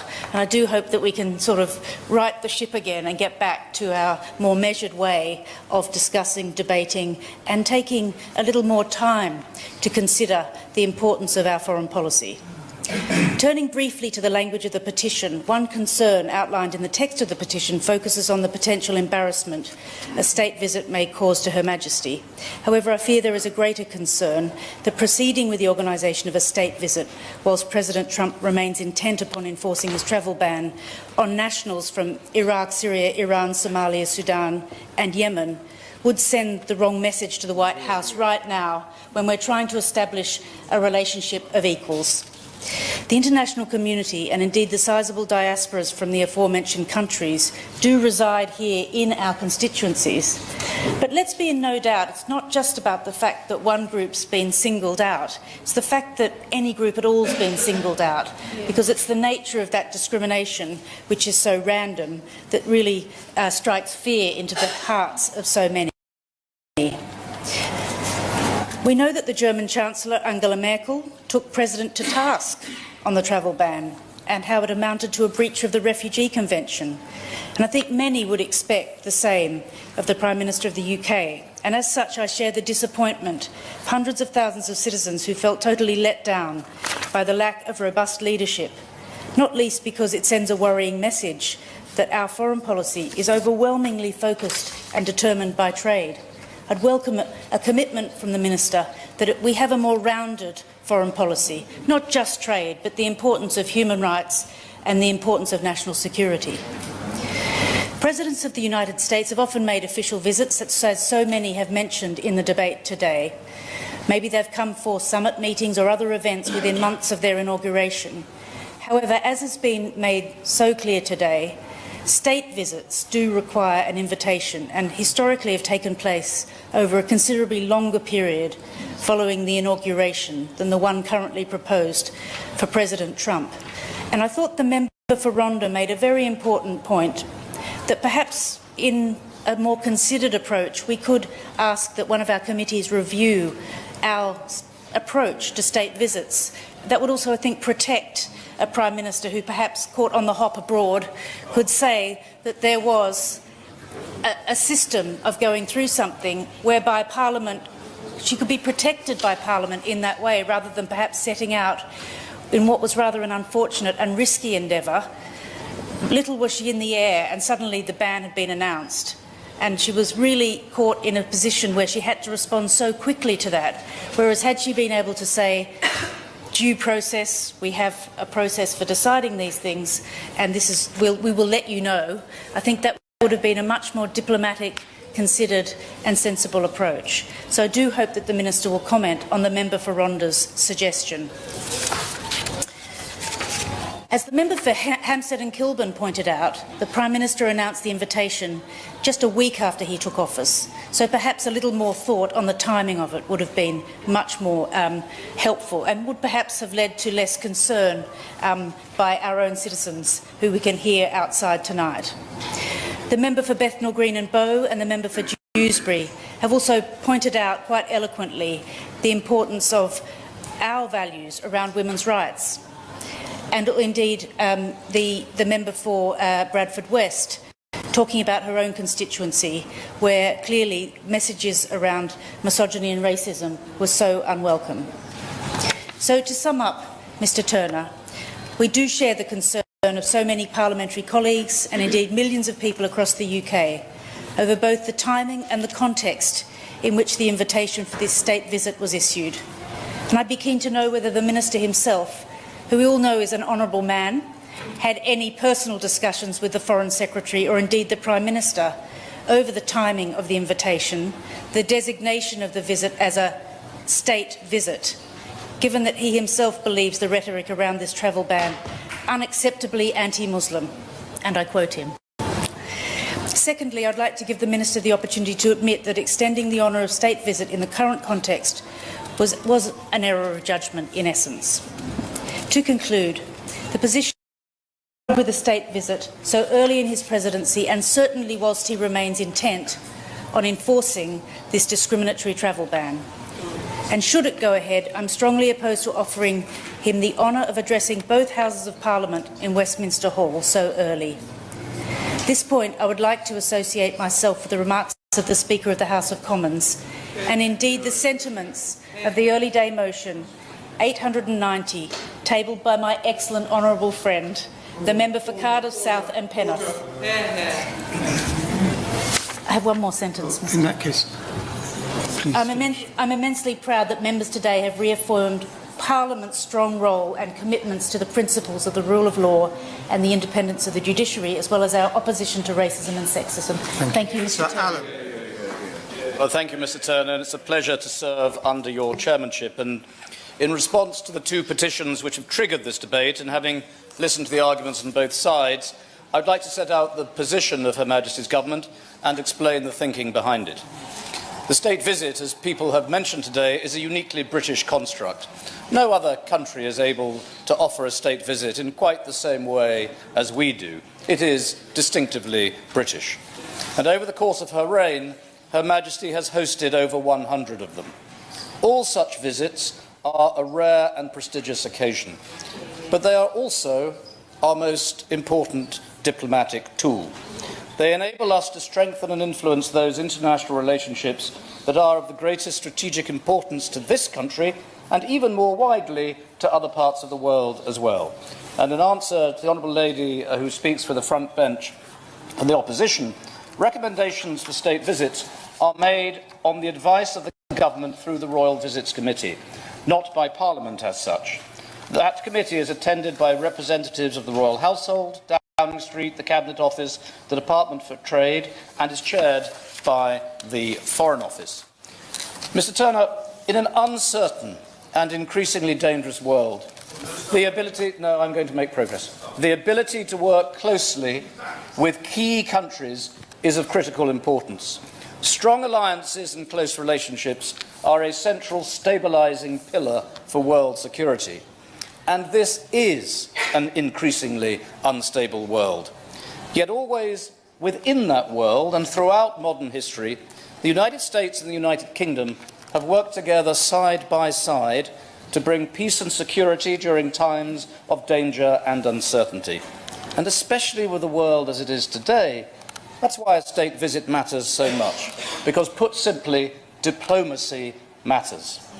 The relationship between the United Kingdom and the United States is built around a common language, the common principles of freedom and democracy, and common interests in so many other areas besides. And our relationship is undoubtedly special. On security, on defence, on trade, on investment, on all of these issues, the United Kingdom and the United States are and will remain the closest of partners. Now, the United States is the world's greatest power. And in the light of America's absolutely pivotal role, we believe it's entirely right that we should use all the tools at our disposal to build common ground with President Trump. Now, as the baton of office passed seamlessly, constitutionally, from one president to another, we were already well placed to have a productive and meaningful engagement with the new administration. The British Embassy in Washington has been working with key administration figures for many months. British Secretaries of State have built relationships with their opposite numbers following their congressional confirmation process. And the Prime Minister's visit last month was of enormous significance. Indeed, also, the Foreign and Defence Secretaries have met their opposite numbers, indeed only last week, and on Friday I met Homeland Security Secretary John Kelly. And this engagement places our national interest at the heart of our government's decision-making, and the special relationship is a central part of that national interest. It's a It's a relationship which transcends political parties on both sides of the Atlantic, and it is bigger than individual personalities. It's about the security and the prosperity of our two nations. Mr. Turner, the Prime Minister's meeting with President Trump in Washington last month identified many areas of common interest where we'll work with the new administration, and a state visit will provide the opportunity to advance these common interests further. In respect of timing, which has been mentioned in this debate, state visits are not necessarily the sole preserve of long-serving heads of state. In the past, a state visit has been extended to the presidents of South Africa, France, South Korea, Finland and Poland, amongst others, each within their first year of office. And the government, I'll just give way this once, otherwise I won't be able to answer all the points. I thank the Minister for giving way, but would he not agree with this point at least, that to extend a state visit in this way and at this time could be seen, and has been seen by many of my constituents, as effectively a validation of the views and the statements of President Trump, and in that way they feel very, very concerned about the message that it sends? I understand exactly what the Honourable Lady has said, and accept that that is the strong and perfectly powerful counter-argument to the case that I am making. But I do not accept that the process of a state visit will indeed be seen as such validation. And I'd like just to explain a bit further what I think the value of this state visit will entail. Because, Mr. Turner, the government strongly believes that it's a perfectly legitimate decision to use the full impact of an invitation to maximise the diplomatic significance of a state visit at the start of President Trump's term of office. Both President Obama and President George W. Bush visited the UK on a state visit during their first term in office, so it's entirely appropriate that President Trump should be invited in his first term too. But let me also be clear, because this has also been raised today, neither the precise timing nor the content of the proposed visit have yet been agreed. Now, mention has been made of the prospect of the President addressing Parliament in some manner or other. The fact is, on only 3 occasions in the past century has the guest addressed both Houses of Parliament as part of their state visit. President de Gaulle in 1960, President Mandela in 1996, and President Obama in 2011. But in any event, Mr. Turner, as the House and you are both aware, whether this ever happens is an issue solely for the relevant parliamentary authorities to determine.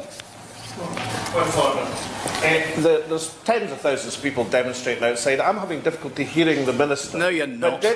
But did the Minister just tell us? No, that's he'd been asked. No, he'd been asked. He was advised a visit within. That is not it's not for the Minister. That is not an order. That is not eligible. Sit down. Sit down. Go, Alan. Well. Thank you, Mr. Turner. So I would continue in talking about the prospect of anyone talking to both Houses of Parliament to say that comment on whether or not this might happen has on this occasion run completely ahead of itself, because the simple fact is that no request has ever been received from Washington for any parliamentary event to take place, and the question of perhaps addressing a meeting of Parliament has never even been mentioned. Therefore, Mr. Turner, any discussion or judgment about this possibility is purely speculative. But within the views that have been expressed about the appropriateness of a state visit for the President, there lurks too, I would argue, a fundamental principle that members of this House should consider very seriously, and it is the principle of freedom of speech. President Trump was democratically elected by the American people under their own constitutional system. To have strong views about him is one matter, but to translate a difference of opinion into a demand to ban him is quite another. And given the understandable questions on certain policy stances which arise with any change of government, it's prudent for us to work closely alongside the United States as the new administration charts its course. And already we see the importance of that engagement, with the Prime Minister's early meeting with the President eliciting key commitments on NATO, echoed by the Vice President in Munich on Saturday, and laying the groundwork to establish a swift post-Brexit free trade agreement. And, Mr. Turner, further constructive engagement will be helped by a state visit. Mr. Turner, in February 1917, a century ago, The Spectator magazine published its view on the United States and the UK. It read, "It would be easy to write down 100 reasons why unclouded friendship and moral cooperation between the United States and Britain are a benefit to the world, and why an interruption of such relations is a detriment to progress and a disease worldwide in its effects." I'm in the middle of a quote. It went on. But when we'd written down all those reasons, we should not have expressed the instinctive sentiments which go below and beyond them all. To our way of feeling, quarrelling and misunderstandings between the British and American peoples are like a thing contrary to nature. They're so contrary to nature, it went on, that the times of misunderstanding have always seemed to us abnormal, and a return to friendship not an achievement of wise diplomacy, but merely a resumption of the normal. It is that historic normality that is reflected in this invitation. This is a special moment for the special relationship. Mr. Turner, the visit should happen, the visit will happen, and when it does, I trust the United Kingdom will extend a polite and generous welcome to President Donald Trump. Paul Flynn. extraordinary event, and the Petitions Committee and the system petitions here has come of age in this debate. How can we have such a situation where the Minister has given his carefully manicured press a civil service briefing, when outside we have a Greek chorus of disapproval in his case? But we are expressing the voice of the people, and a thunderous voice it's been. Just one point I'd like to make is that I believe the debate went off the rails at some point when a number of members suggested that petitioners were asking for a ban on President Trump. Not one of them are. Not one of the 2 million people are asking for a ban. They're in the large petition, they're asking for it to be downgraded from a state visit here. And that's the whole point, that by giving this rare accolade of a state visit to President Trump, the implication is that we approve of him and his policies. It's fine to have the President here, it's fine to have a visit on business, there's no objection to that. But this committee today has proved by this marvellous debate that we've had, that we are reacting to the voice of the people, to the anger and fear that's outside, and it's a good day for Parliament. The question is that this House has considered e-petition 171828 and 178844 relating to a state visit by President Donald Trump. As many as are of that opinion say aye. Aye. To the contrary, no. No. I think the noes have it. The noes have it. Order, order.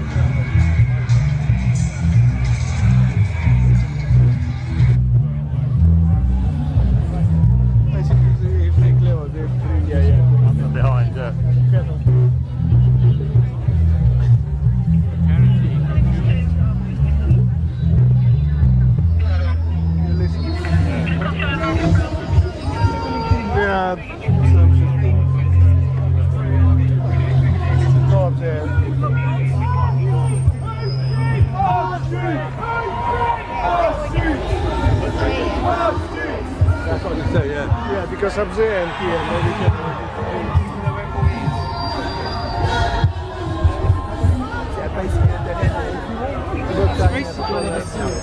No, I think you can go. Maybe. I mean, the only thing is that there's nothing stopping you going over the other side at the moment anyway. So. Oh, isn't there? Okay. No. We'll just hang around here and see what happens. I've never heard a police officer say something like that. Like, that's just like... Seriously?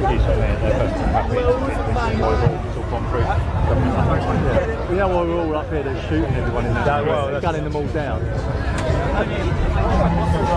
He was talking. Yeah. That'll teach him. Coming back.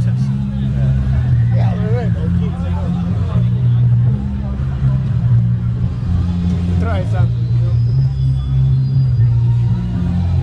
What's interesting is all the police are just pulling out, isn't it? Well, they know once something like this has happened, the liaison ones pull out. They stay outside. Outside the parameters. Yeah, all area security because of the money. Yeah. Don't worry about it. Yeah, you'll probably find there's a load of territorial support group heading this way. Shit kickers who've been waiting for this moment. You're right, mate. Not too scared because it's like proper big man's jobs. All right. Yeah. I just worry about. You see it in my eyes, Tony. Yeah, the fear. It's got me. I was here for one demo once. I hear the microphone rattling. That's what it is. Yeah, go on. Sorry. Yeah, and Chris Mason, the pole course. It was.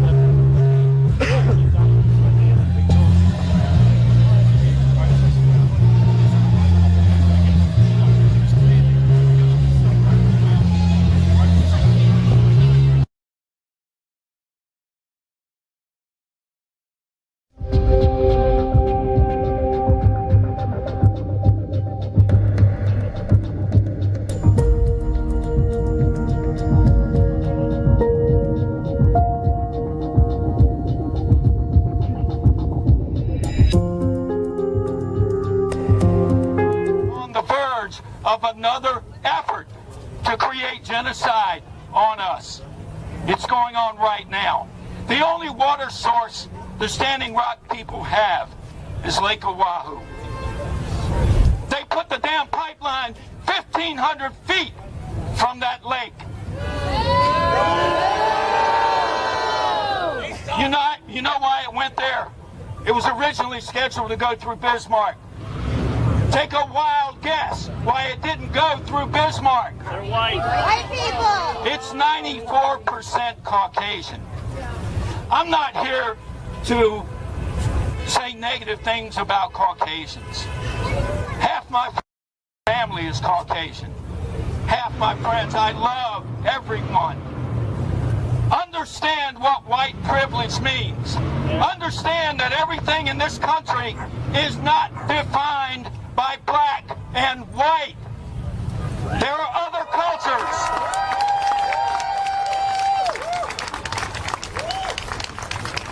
So yeah, I don't have to lecture you about Trump. You wouldn't be here if you didn't already know. We all know that. Why I'm here today, and thank you guys for this opportunity. I know this isn't what you expected. People, we love you. You gotta wake up. What they're doing to us at Standing Rock is the model. That's the model of suppressing civil disobedience everywhere in this country. It doesn't matter who. They are going to climb the ladder, and they're going to pick off the weakest of us first. And all that matters today is not race, it's not color, it's not gender, it's not preference. It's money. That tiny 0.1% cares about money. That pipeline that's being built, not a drop will ever be consumed in this country. It's purely for profit. Thank you. Kina Nawe. One more phrase.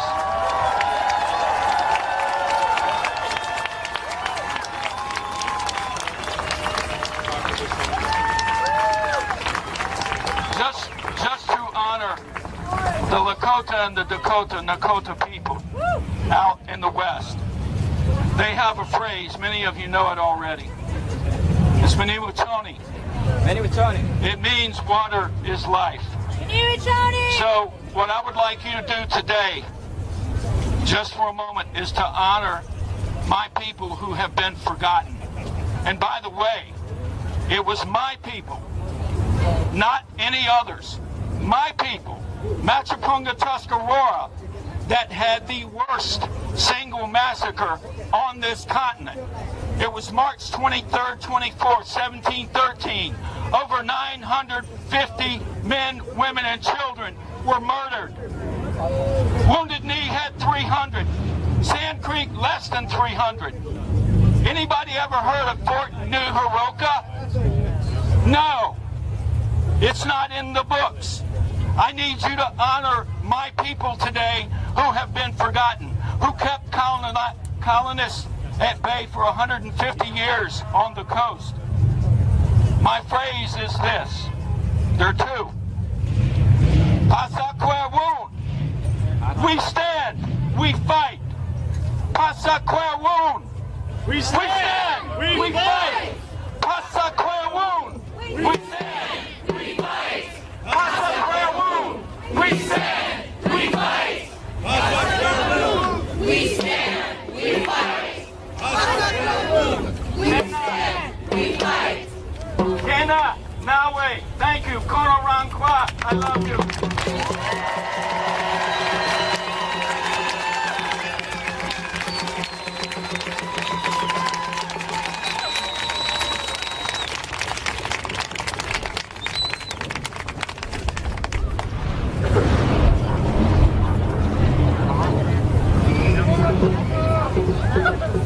Hello everyone, my name is Mizraim Bellman, and I am documented and unafraid.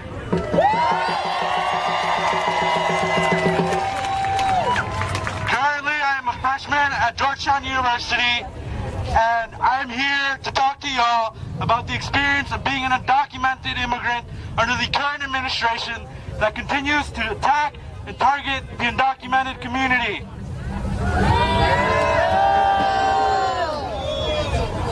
We have seen time and time again how the current administration plays with immigrants' lives. They target them, they go to their homes, and they detain them and deport them. Back in my hometown of Austin, Texas, there have been 44 deportations over the past couple of weeks under the current administration because of the executive orders that he has signed. Are we going to stand for this? No! Are we going to let my community be torn apart? No! My mother, I have to call my mother every night, and she lives in fear that she will be detained on the way to drop off my citizen younger brother at middle school. This is not the country that we want to be. This is not who we are, and we cannot let the current administration continue to divide us, to separate us due to our immigration status, our race, our gender, our sexual orientation, and we will not stand for this.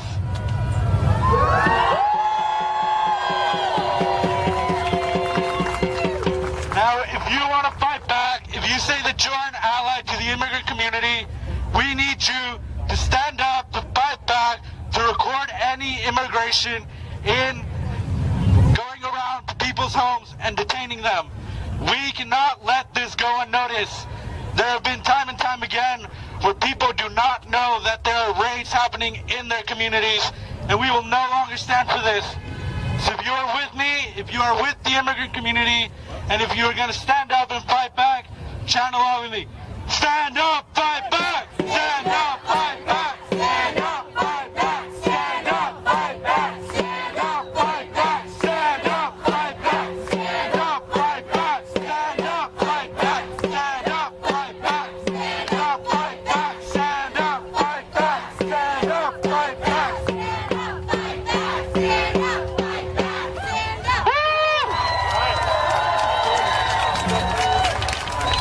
Thank you, everyone.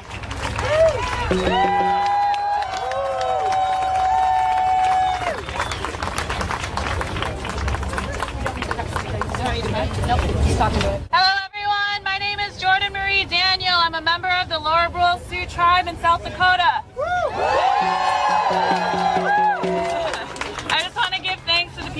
invited me to speak here today, and I want to give thanks to all of you for coming here, because we are standing here for a reason. Sorry.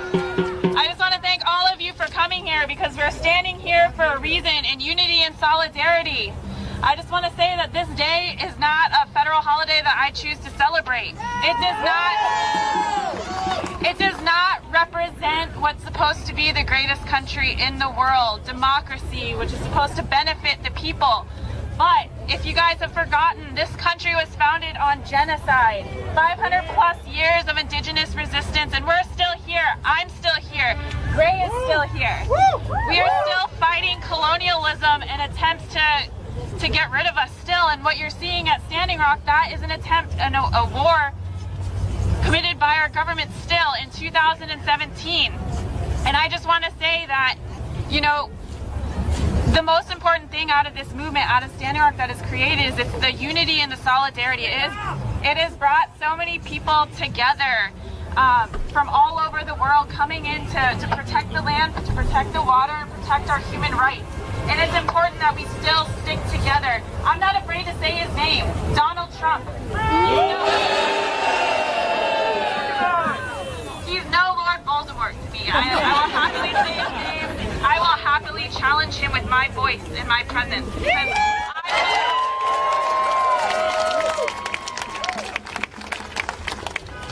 Like I said, I will choose not to be forgotten. We are all not to be forgotten, and our voices will not be silenced with this new administration. With all these executive orders that he's signing to further segregate people, to draw a line, to put profit over people, that it's our time to rise up against that.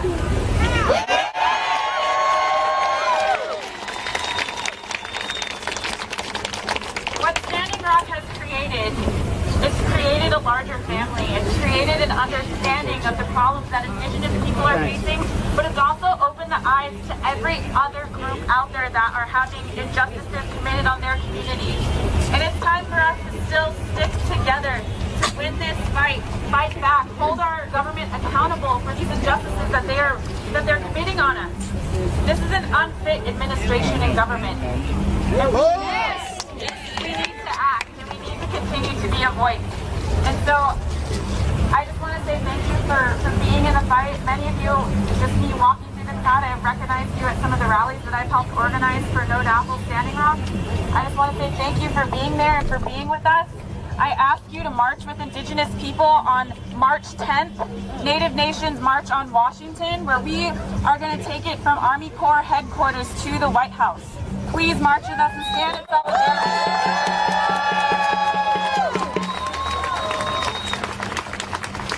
It is time for us to protect who we are, protect and preserve our human rights, protect our children, and protect the future generations. We have to protect the sacred. That's what this flag means so much to me, is we have to defend the sacred. That is defending our future generations to have better opportunities. And we will rise up against this government.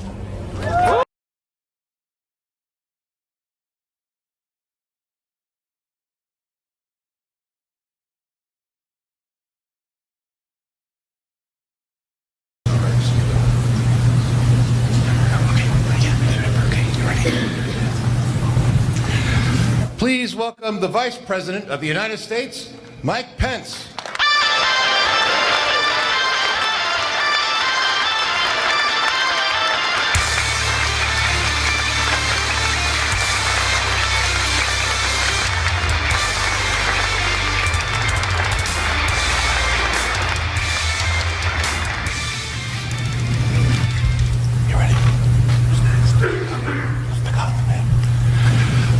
Please welcome, to introduce our special guest, the Majority Leader of the Senate, Mitch McConnell.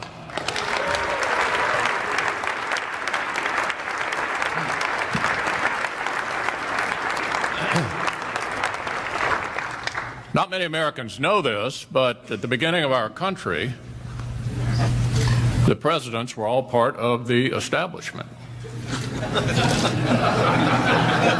For 40 years. From Washington down to John Quincy Adams. And then Andrew Jackson came along.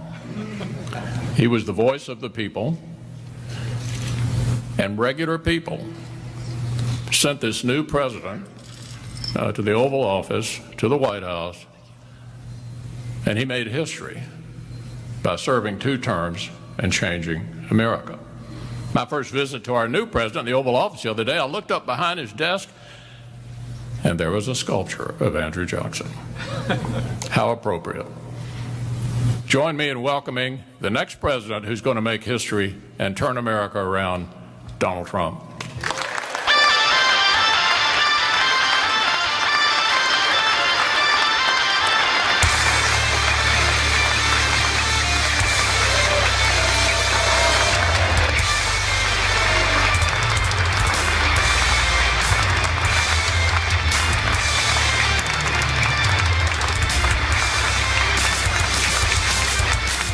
Thank you very much, Mitch.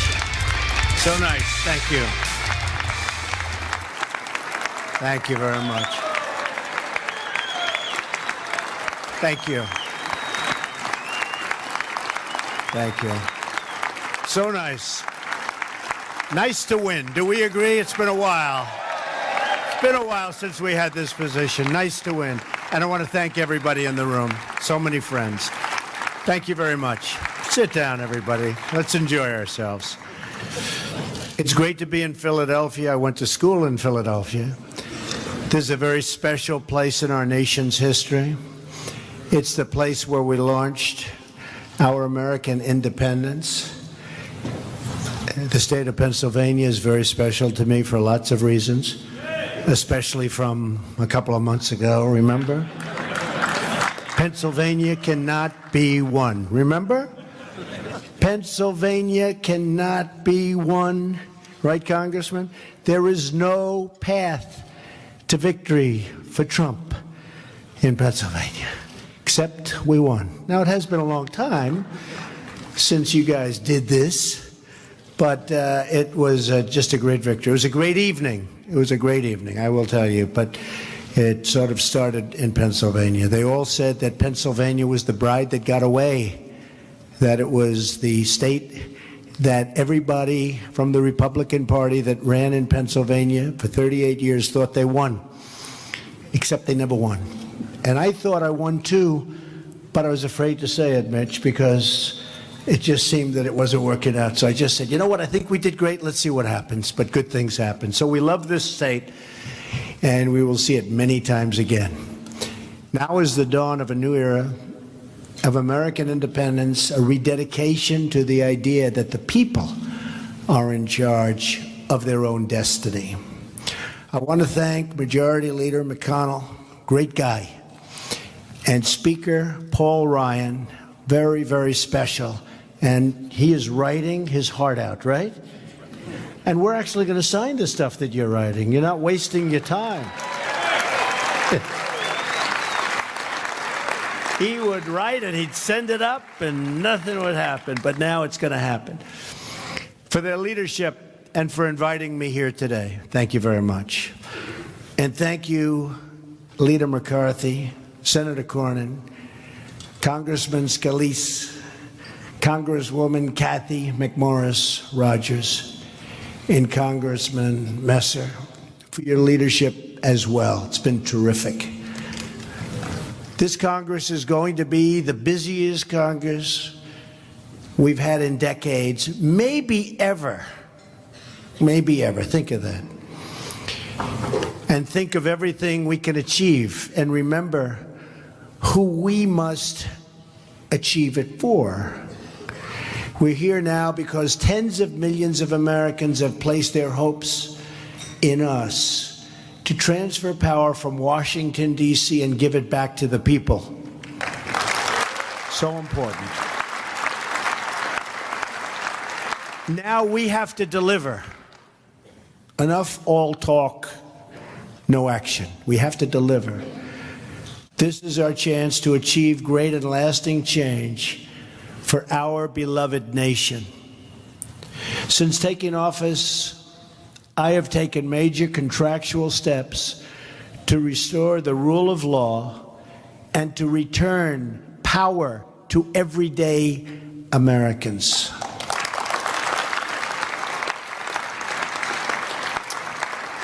And even though it's only a few days, we've done it in record numbers.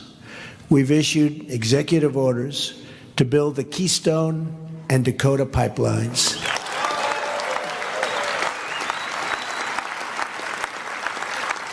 And issued a new requirement for American pipelines to be made with American steel and fabricated in the United States.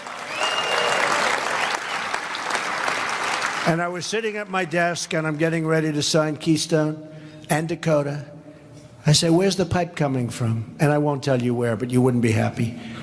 I say, why is it we build pipelines and we're not using pipe that's made in our country? I say, let's put that little clause in, like it's a one-sentence clause, but that clause is going to attract a lot of people, and we're going to make that pipe right here in America, okay?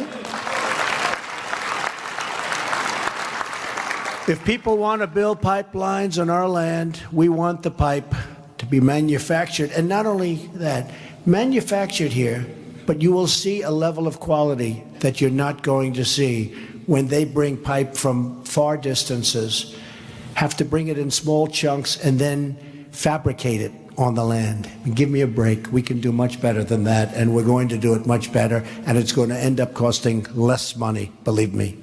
We've reinstated the Mexico City policy, a long-standing policy.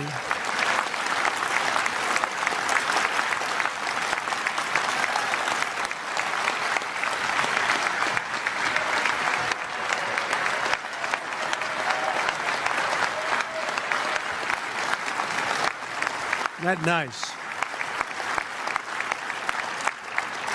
And by the way, on Friday, a lot of people are going to be showing up to Washington, right, Mike? A lot of people. You know, the press never gives them the credit that they deserve. They'll have 300, 400, 500, 600,000 people. You won't even read about it. When other people show up, you read big time about it, right? So it's not fair, but nothing fair about the media. Nothing. A long-standing policy to ensure taxpayer dollars do not fund abortion services overseas. We've issued executive orders to remove wasteful regulations that slow down commerce and delay infrastructure, which we desperately need. The very beginning of a massive effort to reduce the crushing regulations on our economy, and we are going to reduce regulations big time. We've also withdrawn from the Trans-Pacific Partnership, paving the way for new one-on-one trade deals that protect and defend the American worker. And believe me, we're going to have a lot of trade deals. Mitch, don't worry about it. Just give me a little time. But there'll be one-on-one. There won't be a whole big mash pot. There'll be one-on-one deals. And if that particular country doesn't treat us fairly, we send them a 30-day termination, notice of termination. And then they'll come and say, please don't do that, and we'll negotiate a better deal during that 30-day period. The other way, you can't get out of it. It's like quicksand. Plus, we're going to have very, very strong controls over monetary manipulation and devaluation, which they didn't have in TPP. So this is going to be so much better, and we're already on it. I would like to have my Commerce Secretary, Wilbur, approved, because I hear he did fantastically well, but they're not quick with the pen on signing these people, because we'd like to have him approved as soon as possible. So I know, and Mitch says it will be done, and it will be. They could move faster on the other side, I will say that. Could move faster. I mean, I'm meeting with the Prime Minister tomorrow, as you know, Great Britain. So I'm meeting with her tomorrow. I don't have my Commerce Secretary. They want to talk trade. So I'll have to handle it myself. Which is okay.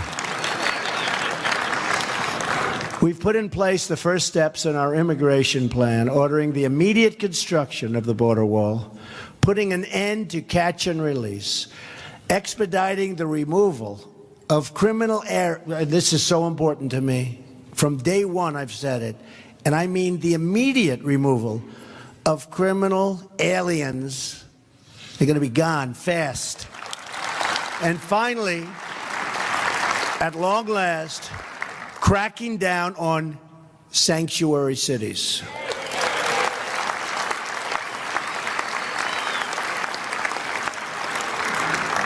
It's time to restore the civil rights of Americans, to protect their jobs, their hopes, and their dreams for a much better future.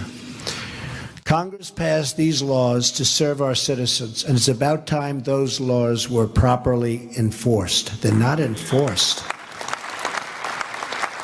The hour of justice for the American worker has arrived. Border security is a serious national issue and problem. A lack of security poses a substantial threat to the sovereignty and safety of the United States of America and its citizens. Most illegal immigration is coming from our southern border. I've said many times that the American people will not pay for the wall. And I've made that clear to the government of Mexico. NAFTA has been a terrible deal, a total disaster for the United States from its inception, costing us as much as $60 billion a year with Mexico alone in trade deficits. You say, who negotiates these deals? Not to mention millions of jobs and thousands of factories and plants closing down all over our country. On top of that are the trillions of dollars the U.S. taxpayers have spent to pay the cost of illegal immigration. Much of it has then been sent back, and much of it goes back to other countries. And oftentimes, because they don't respect us, the other countries will not accept the criminals that we send back to them that are illegally in our country. I promise you they will start accepting them again, quickly. We're not going to have them any longer. I will not allow the taxpayers or the citizens of the United States to pay the cost of this defective transaction, NAFTA, one that should have been renegotiated many years ago, except that the politicians were too preoccupied to do so. Now, these people are not in that category. You understand that. This is a different group. I think, right? To that end, the President of Mexico and myself have agreed to cancel our planned meeting scheduled for next week. Unless Mexico is going to treat the United States fairly, with respect, such a meeting would be fruitless, and I want to go a different route. We have no choice. Paul Ryan and other leaders in Congress and I and Mike Pence, who, by the way, how good a choice was Vice President Mike Pence. Everybody loves him.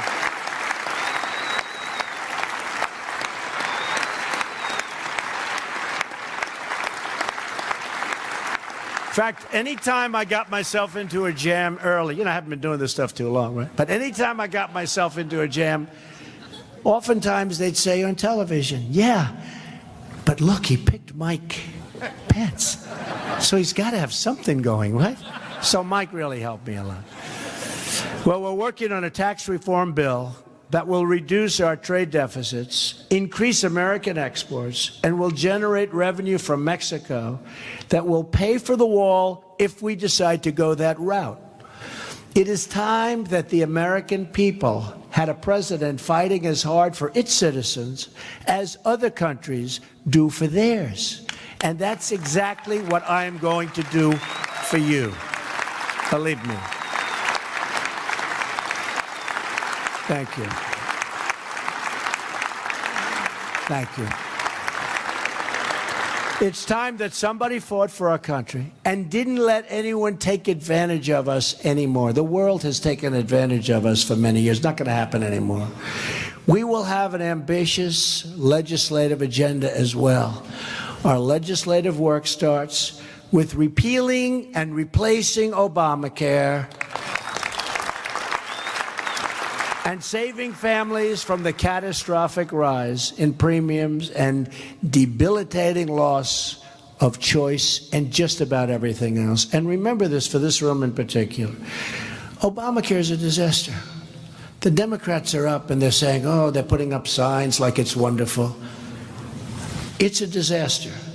I actually talked with Paul and the group about just doing nothing for 2 years, and the Dems would come begging to do something because 17 is going to be catastrophic price increases. Your deductibles are through the roof. You can't use it. You can't use it. And they would come to us, except we have one problem. We have to take care of the American people immediately. So we can't wait. But every time they tell you about Obamacare, we're taking them out of a big jam. Big jam. We're putting ourselves at risk to a certain extent because we're taking it off their platter. But I think, Congressman, I think we have no choice. I think we have no choice. We have to get it going. I'm serious. If we waited 2 years, it's going to explode like you've never seen an explosion. Nobody's going to be able to afford it. It's a disaster. And that's politically what we should do, but we don't want to do that. We want to get something done and get it done right. And by the way, Tom Price is going to do a phenomenal job. I don't know if he's here, but he's going to do a phenomenal job. On my first day in office, I signed an executive order to roll back the burdens of Obamacare and pave the way for real reform, like health savings accounts that empower individuals to choose the customized plan that is truly right for them and have so many choices. Tom Price will soon be leading Health and Human Services. He is a true advocate for patients. He's going to do a phenomenal job. We have no doubt about that. He joins an all-star roster that includes many of your colleagues, Ryan Zinke, Mick Mulvaney. These guys have had a pretty tough time in Congress, too, but they in the Senate, but actually came out very well. Mike Pompeo. Is Mike here? Mike? Mike Pompeo, phenomenal guy. And Jeff Sessions. Jeff is a fine person. Jeff was one of my earliest endorsers and never endorsed a presidential candidate before, and he was one of my earliest endorsers, respected by everybody, and did unbelievably in front of committee. Unbelievable. In addition to fixing our health care, we're going to pursue new trade deals that create higher wages and more opportunities for American workers, bringing back those magnificent words, made in the USA. We used to have that. We don't have it anymore. It's going to be America first again. We will create millions of new, good-paying jobs by removing the economic burdens that cripple our ability to compete. At the center of that agenda is bold tax reform that massively lowers taxes for our middle class and for all American businesses. We will also pursue financial reform that will help striving Americans get the credit they need to realize their dreams. Republicans have always been the party of American industry and the American worker. We must embrace that heritage, rebuilding this country with American goods and American labor. And we've started, believe me, over the last couple of months. I don't know, I'd like to say I did about as much as anybody or more in terms of getting industry to start coming back to our country before I took office. But we have a lot of great news with Ford and General Motors and Fiat Chrysler and so many others. We have a lot of great news. Lockheed is adding a lot of different people, a lot of additional people. Boeing. We have a lot of positive things happening, and it's really going to start bursting out. You're going to be seeing it very soon. We want to get our people off of welfare and back to work. So important. It's out of control. It's out of control. And we believe that the world's best country ought to have the world's best infrastructure. It's what our people deserve, and it's what we will ensure they get. Our infrastructure is in serious trouble. We will build new roads and highways and tunnels and airports and railways across the nation. We will fix our existing product before we build anything brand new, however. We have to fix what we have. It's a mess. So we're going to fix it first. The thing I do best in life is build. We will fix it first because we have a lot of things that are in bad shape. And we will rebuild our military and take care of our great veterans.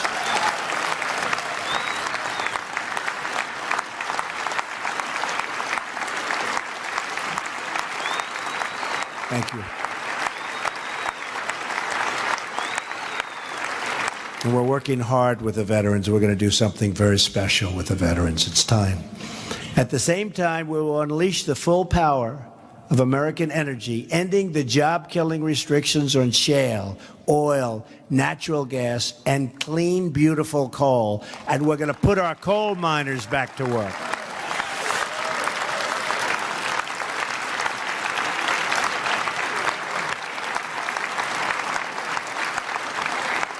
Thank you.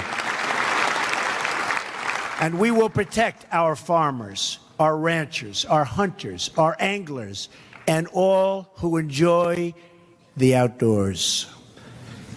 But to be a rich country, we must also be a safe country. Right now, too many families don't feel secure. Just look at the 30 largest cities. In the last year alone, the murder rate has increased by an estimated 14%. Here in Philadelphia, the murder rate has been steady, just terribly increasing. And then you look at Chicago. What's going on in Chicago? I said the other day, what the hell is going on? Democrats. A lot of truth to it. That is why we will continue to stand with the incredible men and women of law enforcement.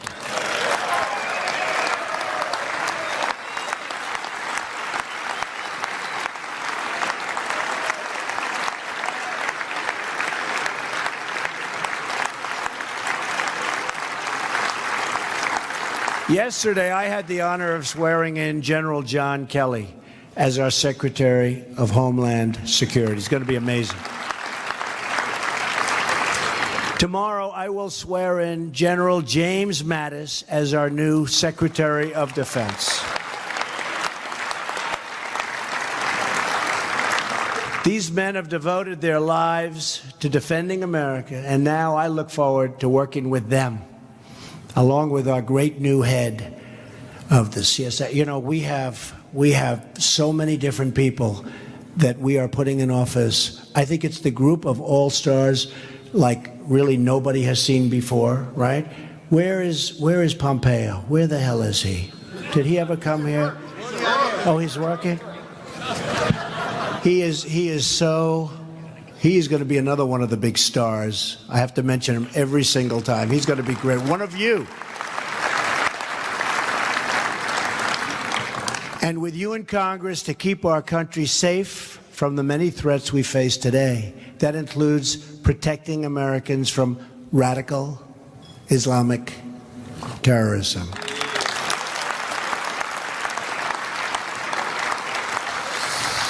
We also need to keep the ballot box safe from illegal voting.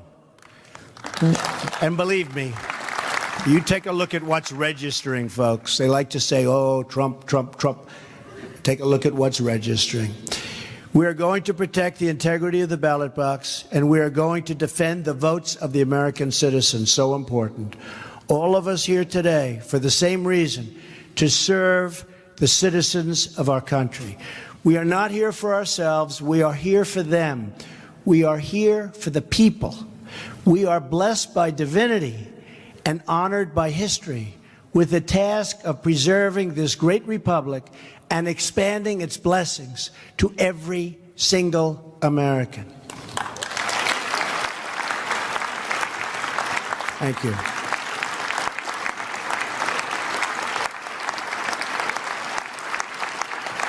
Thank you. All of us are joined in this effort. All of us are bound by duty and bound by God to give our full devotion to this country and its people.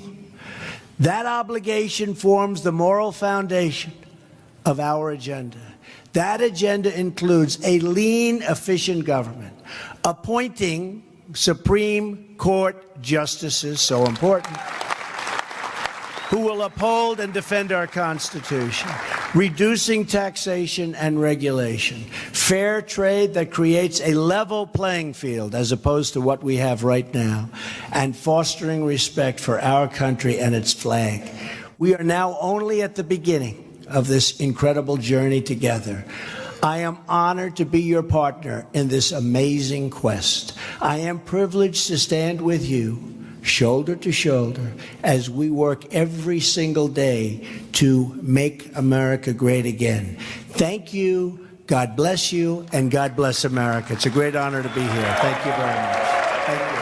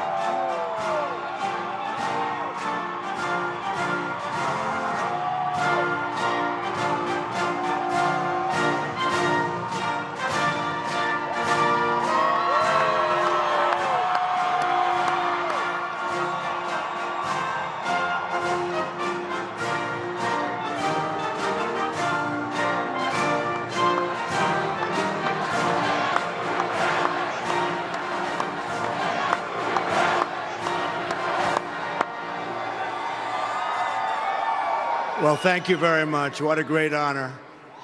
These events are going on all over the city. We're having a lot of fun tonight, and I want to tell you what a day it's been. Our First Lady has been working very, very hard. Very, very hard. But I just want to thank you on behalf of Melania and myself and the family and really millions and millions of people all over the world. The job you've done is absolutely incredible. Absolutely incredible. Because this is our military, this is our law enforcement, this is our first responders. You're amazing people. You're amazing people. And I like you for a lot of reasons. Also, I like the fact that you all voted for me. Right? You all voted for me. That's right. I just met your Joint Chiefs of Staff. And they are incredible. And I'll tell you what, they know what to do, and they know what to do, and they know what to do fast. And we're going to see what happens, but we have a great country, and we want to do what's appropriate. We've been pushed around by a lot of different people. Lots of bad things are happening, but I think you're going to see a big improvement, really. And I just want to tell you that General Mattis was just approved by the Senate.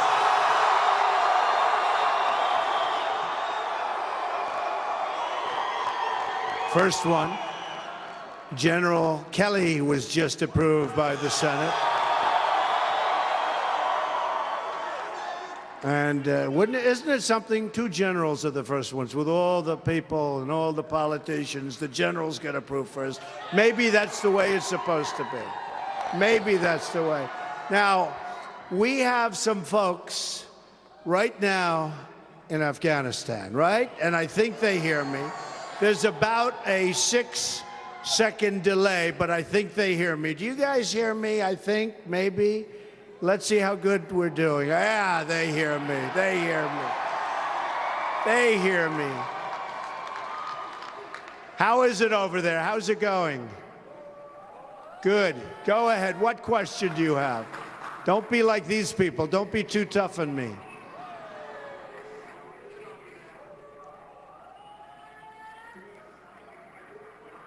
Go ahead.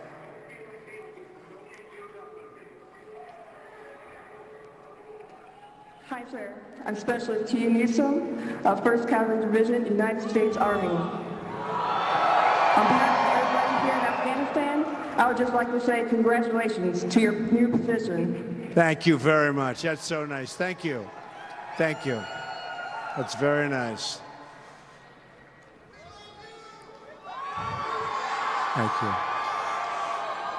We couldn't hear it too clearly, but I believe she just congratulated us, not me, us on this victory. And I want to thank you. Go. On behalf of Bagram Air Base.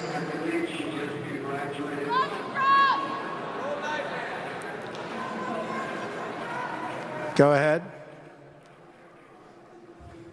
On behalf of Bagram Air Base, we'd like to congratulate you on being elected as the new President of the United States. Thank you very much. So nice. Thank you. Thank you. By the way, I have to tell you, it's a 10-second delay, but I like them much better than I like the media, right? These are much finer people, nicer people. That's great. Thank you. Thank you very much. Go ahead.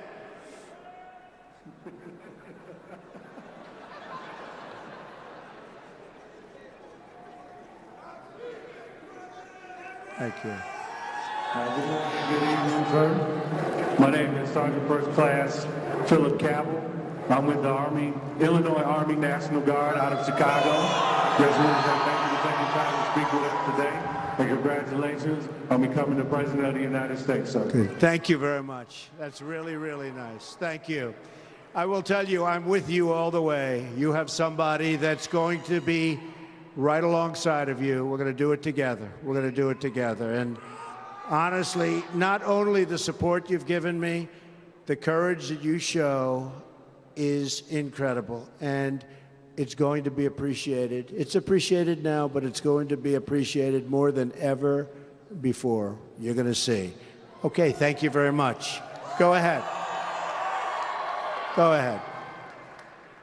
Take one more. I love these 10-second delays, right? Gives you plenty of time to think about an answer. Such nice questions, though. Go ahead. Good evening, Mr. President. I'm Gunnery Sergeant Robert Gallup with the Georgian Liaison Team, advising and assisting our coalition partners here in Afghanistan. On behalf of all the Marines here in Afghanistan, we'd just like to say congratulations and good luck to you with your term.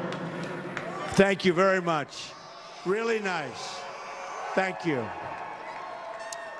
And we're going to have some people going over and seeing you soon, and you're doing an amazing job over there. How about taking one more? Go ahead.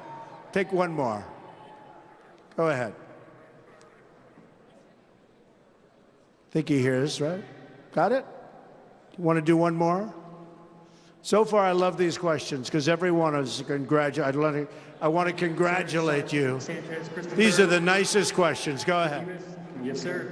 With the United States Army, I'm a 25 Sierra satellite communications operator maintainer, and I'd like to congratulate you on your inauguration, sir. You are the nicest people.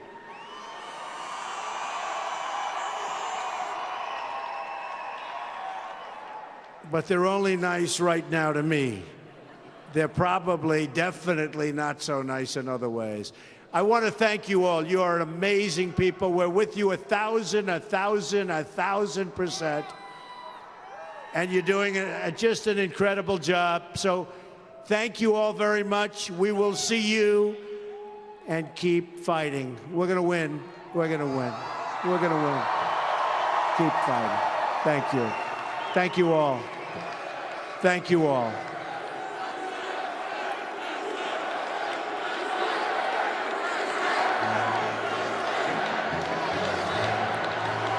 So, why can't all people be like that? 6 questions and 6 congratulations, right? So, this is very special. So we've done 2 of these, and we had big crowds, big, 10,000, 12,000, and I guess there's 2 more that I'm supposed to go to. You know, at some point I'm going to say, well, first of all, did you hear the speech today? And actually, even the media said the crowd was massive. So finally, you know, that was all the way back down to the Washington Monument. That was it. And that was what was supposed to be rain, turned out not to be rain. It was beautiful. It was beautiful. So let me just say this. You are special people. You are great, great people. I have your back. We are going to do great things for our country. You know, the journey started 18 months ago, and people said, we don't have a big chance. We went to #1 about, would you say 2 weeks or 3 weeks into the polls. We went to #1 in the primaries, and then we just stayed there, and we did well. And it wasn't so much me. It was me. I did a good job as a messenger, but I'm your messenger. Just remember that. I'm your messenger. I'm your messenger. But it all began with a theme, and the theme is Make America Great Again. And I've gotten to know the people of our country so well. I've been all over. And we had tremendous victories. And I will tell you, we have the greatest people on earth. And we're not only going to make America great again, we're going to make America greater than ever before.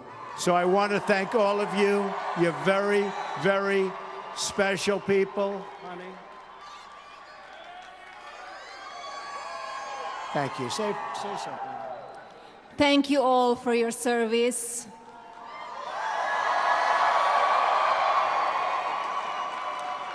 I'm honored to be our First Lady.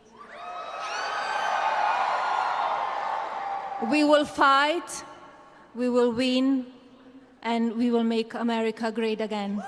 Thank you.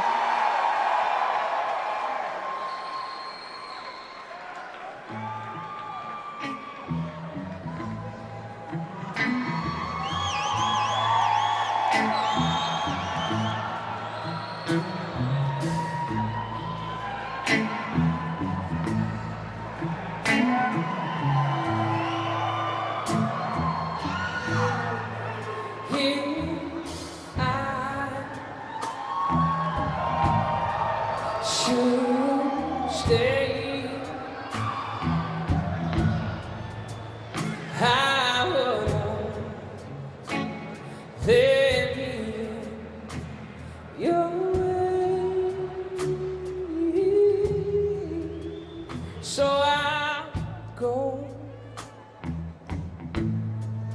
but I know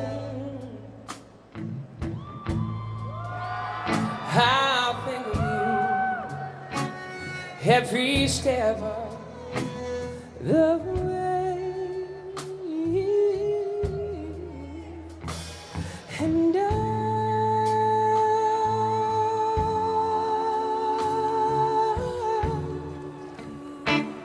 will always love you.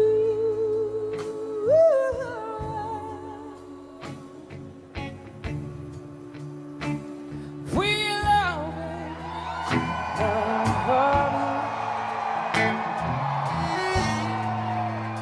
Bittersweet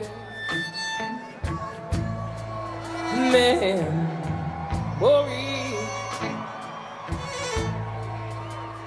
That is all well, I'll take it with me. So badly, and please don't. We both know I'm not what you need. And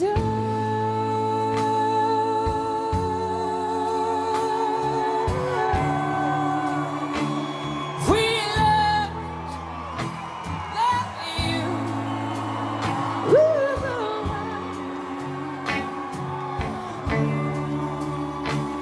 We love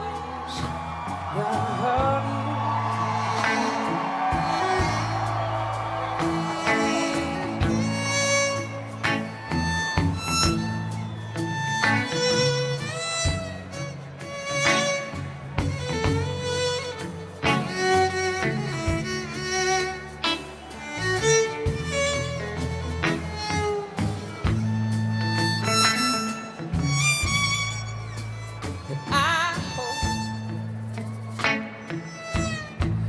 life treats you kindly,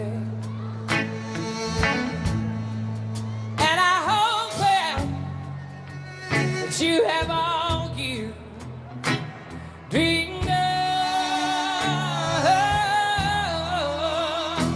and I wish you joy and happiness.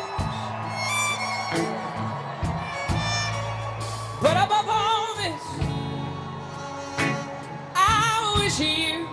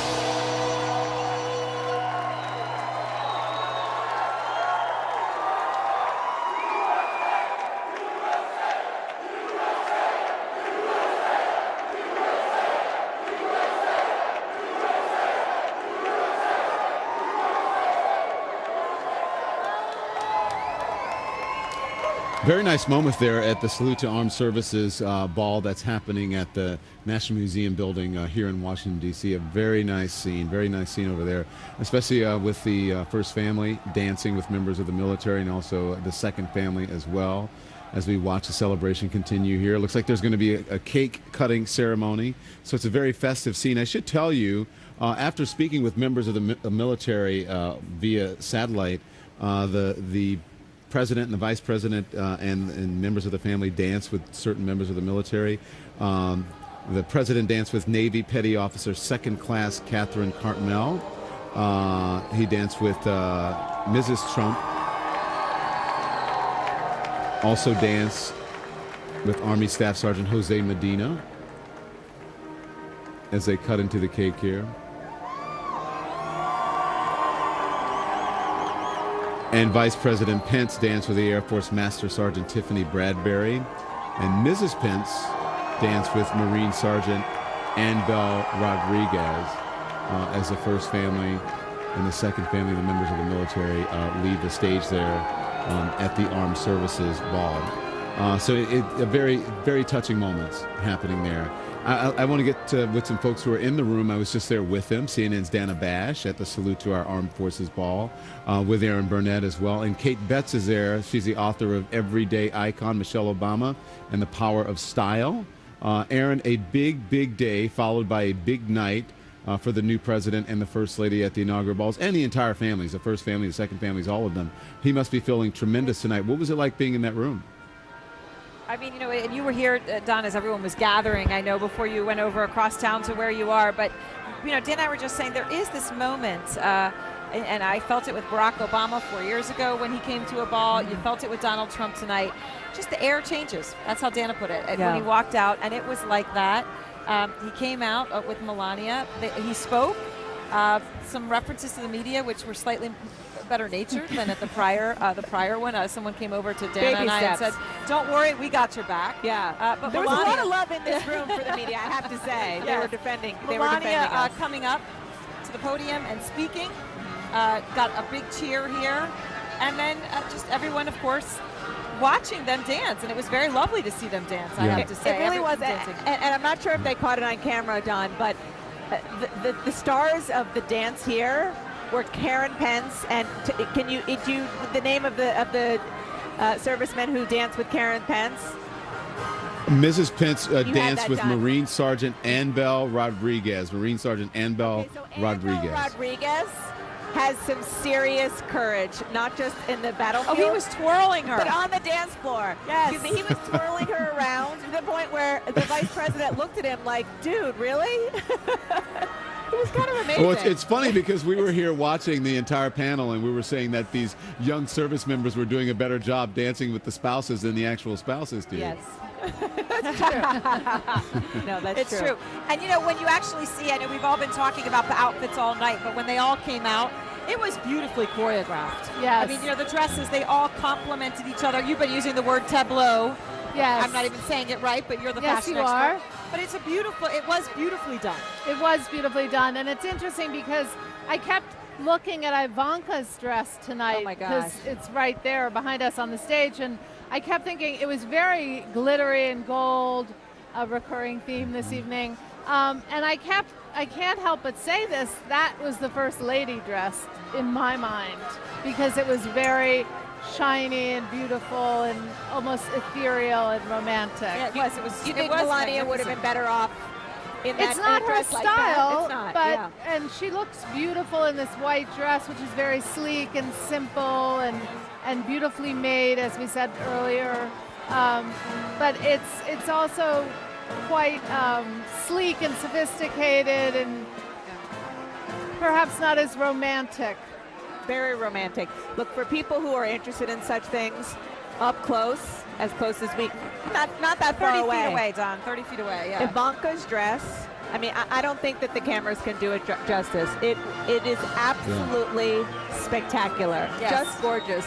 The sparkles, the design, the way that it... that is the right word. Spectacular. Absolutely that is the word. spectacular. I mean, I almost was thinking, and I mean this with respect, kind of the perfect, almost Disney princess, like the Disney character where you have the perfect the perfect dress, and I mean, it was really, really remarkable. And they all look stunning, the Pences and the Trumps, but that was a very special dress. Yes. And I will say, John, you know, when you said what it would like to be in this room, I think the fact that it was so intimate. You know, as I said, about 30 feet from where we are, and all of the people watching, all of the people that he was here to see were between us, us and Donald Trump. It was very close, and very intimate. Dana, where you may have picked up the giggling because Senator Rick Santorum is here, and he said he didn't think you were capable of doing all of this fashion analysis. He thought you were you just stood there on the Hill and talked about Congress Santorum and has been and, very and politics. obsessed with this ball. Oh, he doesn't know how much reporting I did on his sweater vests. Oh yeah, Lots of you know I was discussion there. reporting on your education and immigration policy, Senator. That's it. Well, thank you guys. I won't tell people what you said about. Anyway, you know your fashion, Senator. We'll just leave it there. We have our little secret. We're going to get to all of that. Listen, the dresses were beautiful. There were people, the sense in this room was that everything was gorgeous, but they liked Ivanka, but they thought of maybe it could have been a little bit sleeker and chicer and not so princessy. Not that it wasn't beautiful, but we're used to seeing her being a stunning sort of sleek, and we'll talk about that. Beauty of fashion. Everybody can have an opinion. All right. So we're going to thank you guys. We'll talk to you soon. Here to discuss now all of this is David Gergen, Nia Malika Henderson, David Axelrod, Emily Jane Fox, Mark Preston, Kirsten Powers, Rick Santorum, and Kevin Madden. We're going to talk about the day, but let's talk about what just happened with the service members, David Axelrod. Yes. What did you think of that? Well, first of all, let me just say, when you talk about the military, one of the things that's so moving to me about this day is that at the stroke of noon and when that oath is taken, Hail to the Chief is played for the man who takes that oath or the woman who takes that oath. Someday that may be the case. But the guy who took the oath today, and power transfers not by fiat, not by coup, but by a vote of the people. And that is a moving right.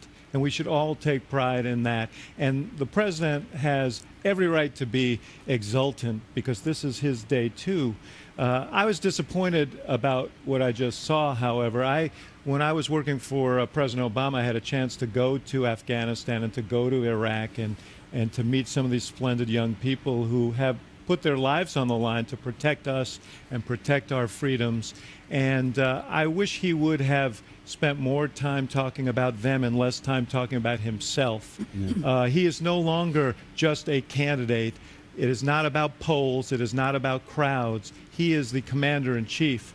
He is their commander-in-chief. Yeah. And it seems to me that he should have used that opportunity to thank them. And Melania Trump did, and I think she deserves great credit for that. He said, I'm glad to be here because you all voted for me.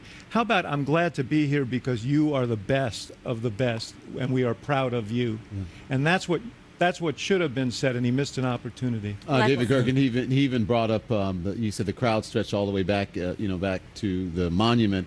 And so I know I kind of wanted to give him his day today, and I didn't want to discuss that. The crowds were not the same as they were in 2009 and 2013. And we're not supposed to discuss that, but he brought it up, so we're bringing it up. They actually did not stretch that far, and there were big holes in the crowd. So they did. Interesting. There it is. Those are the comparisons right there, but go on.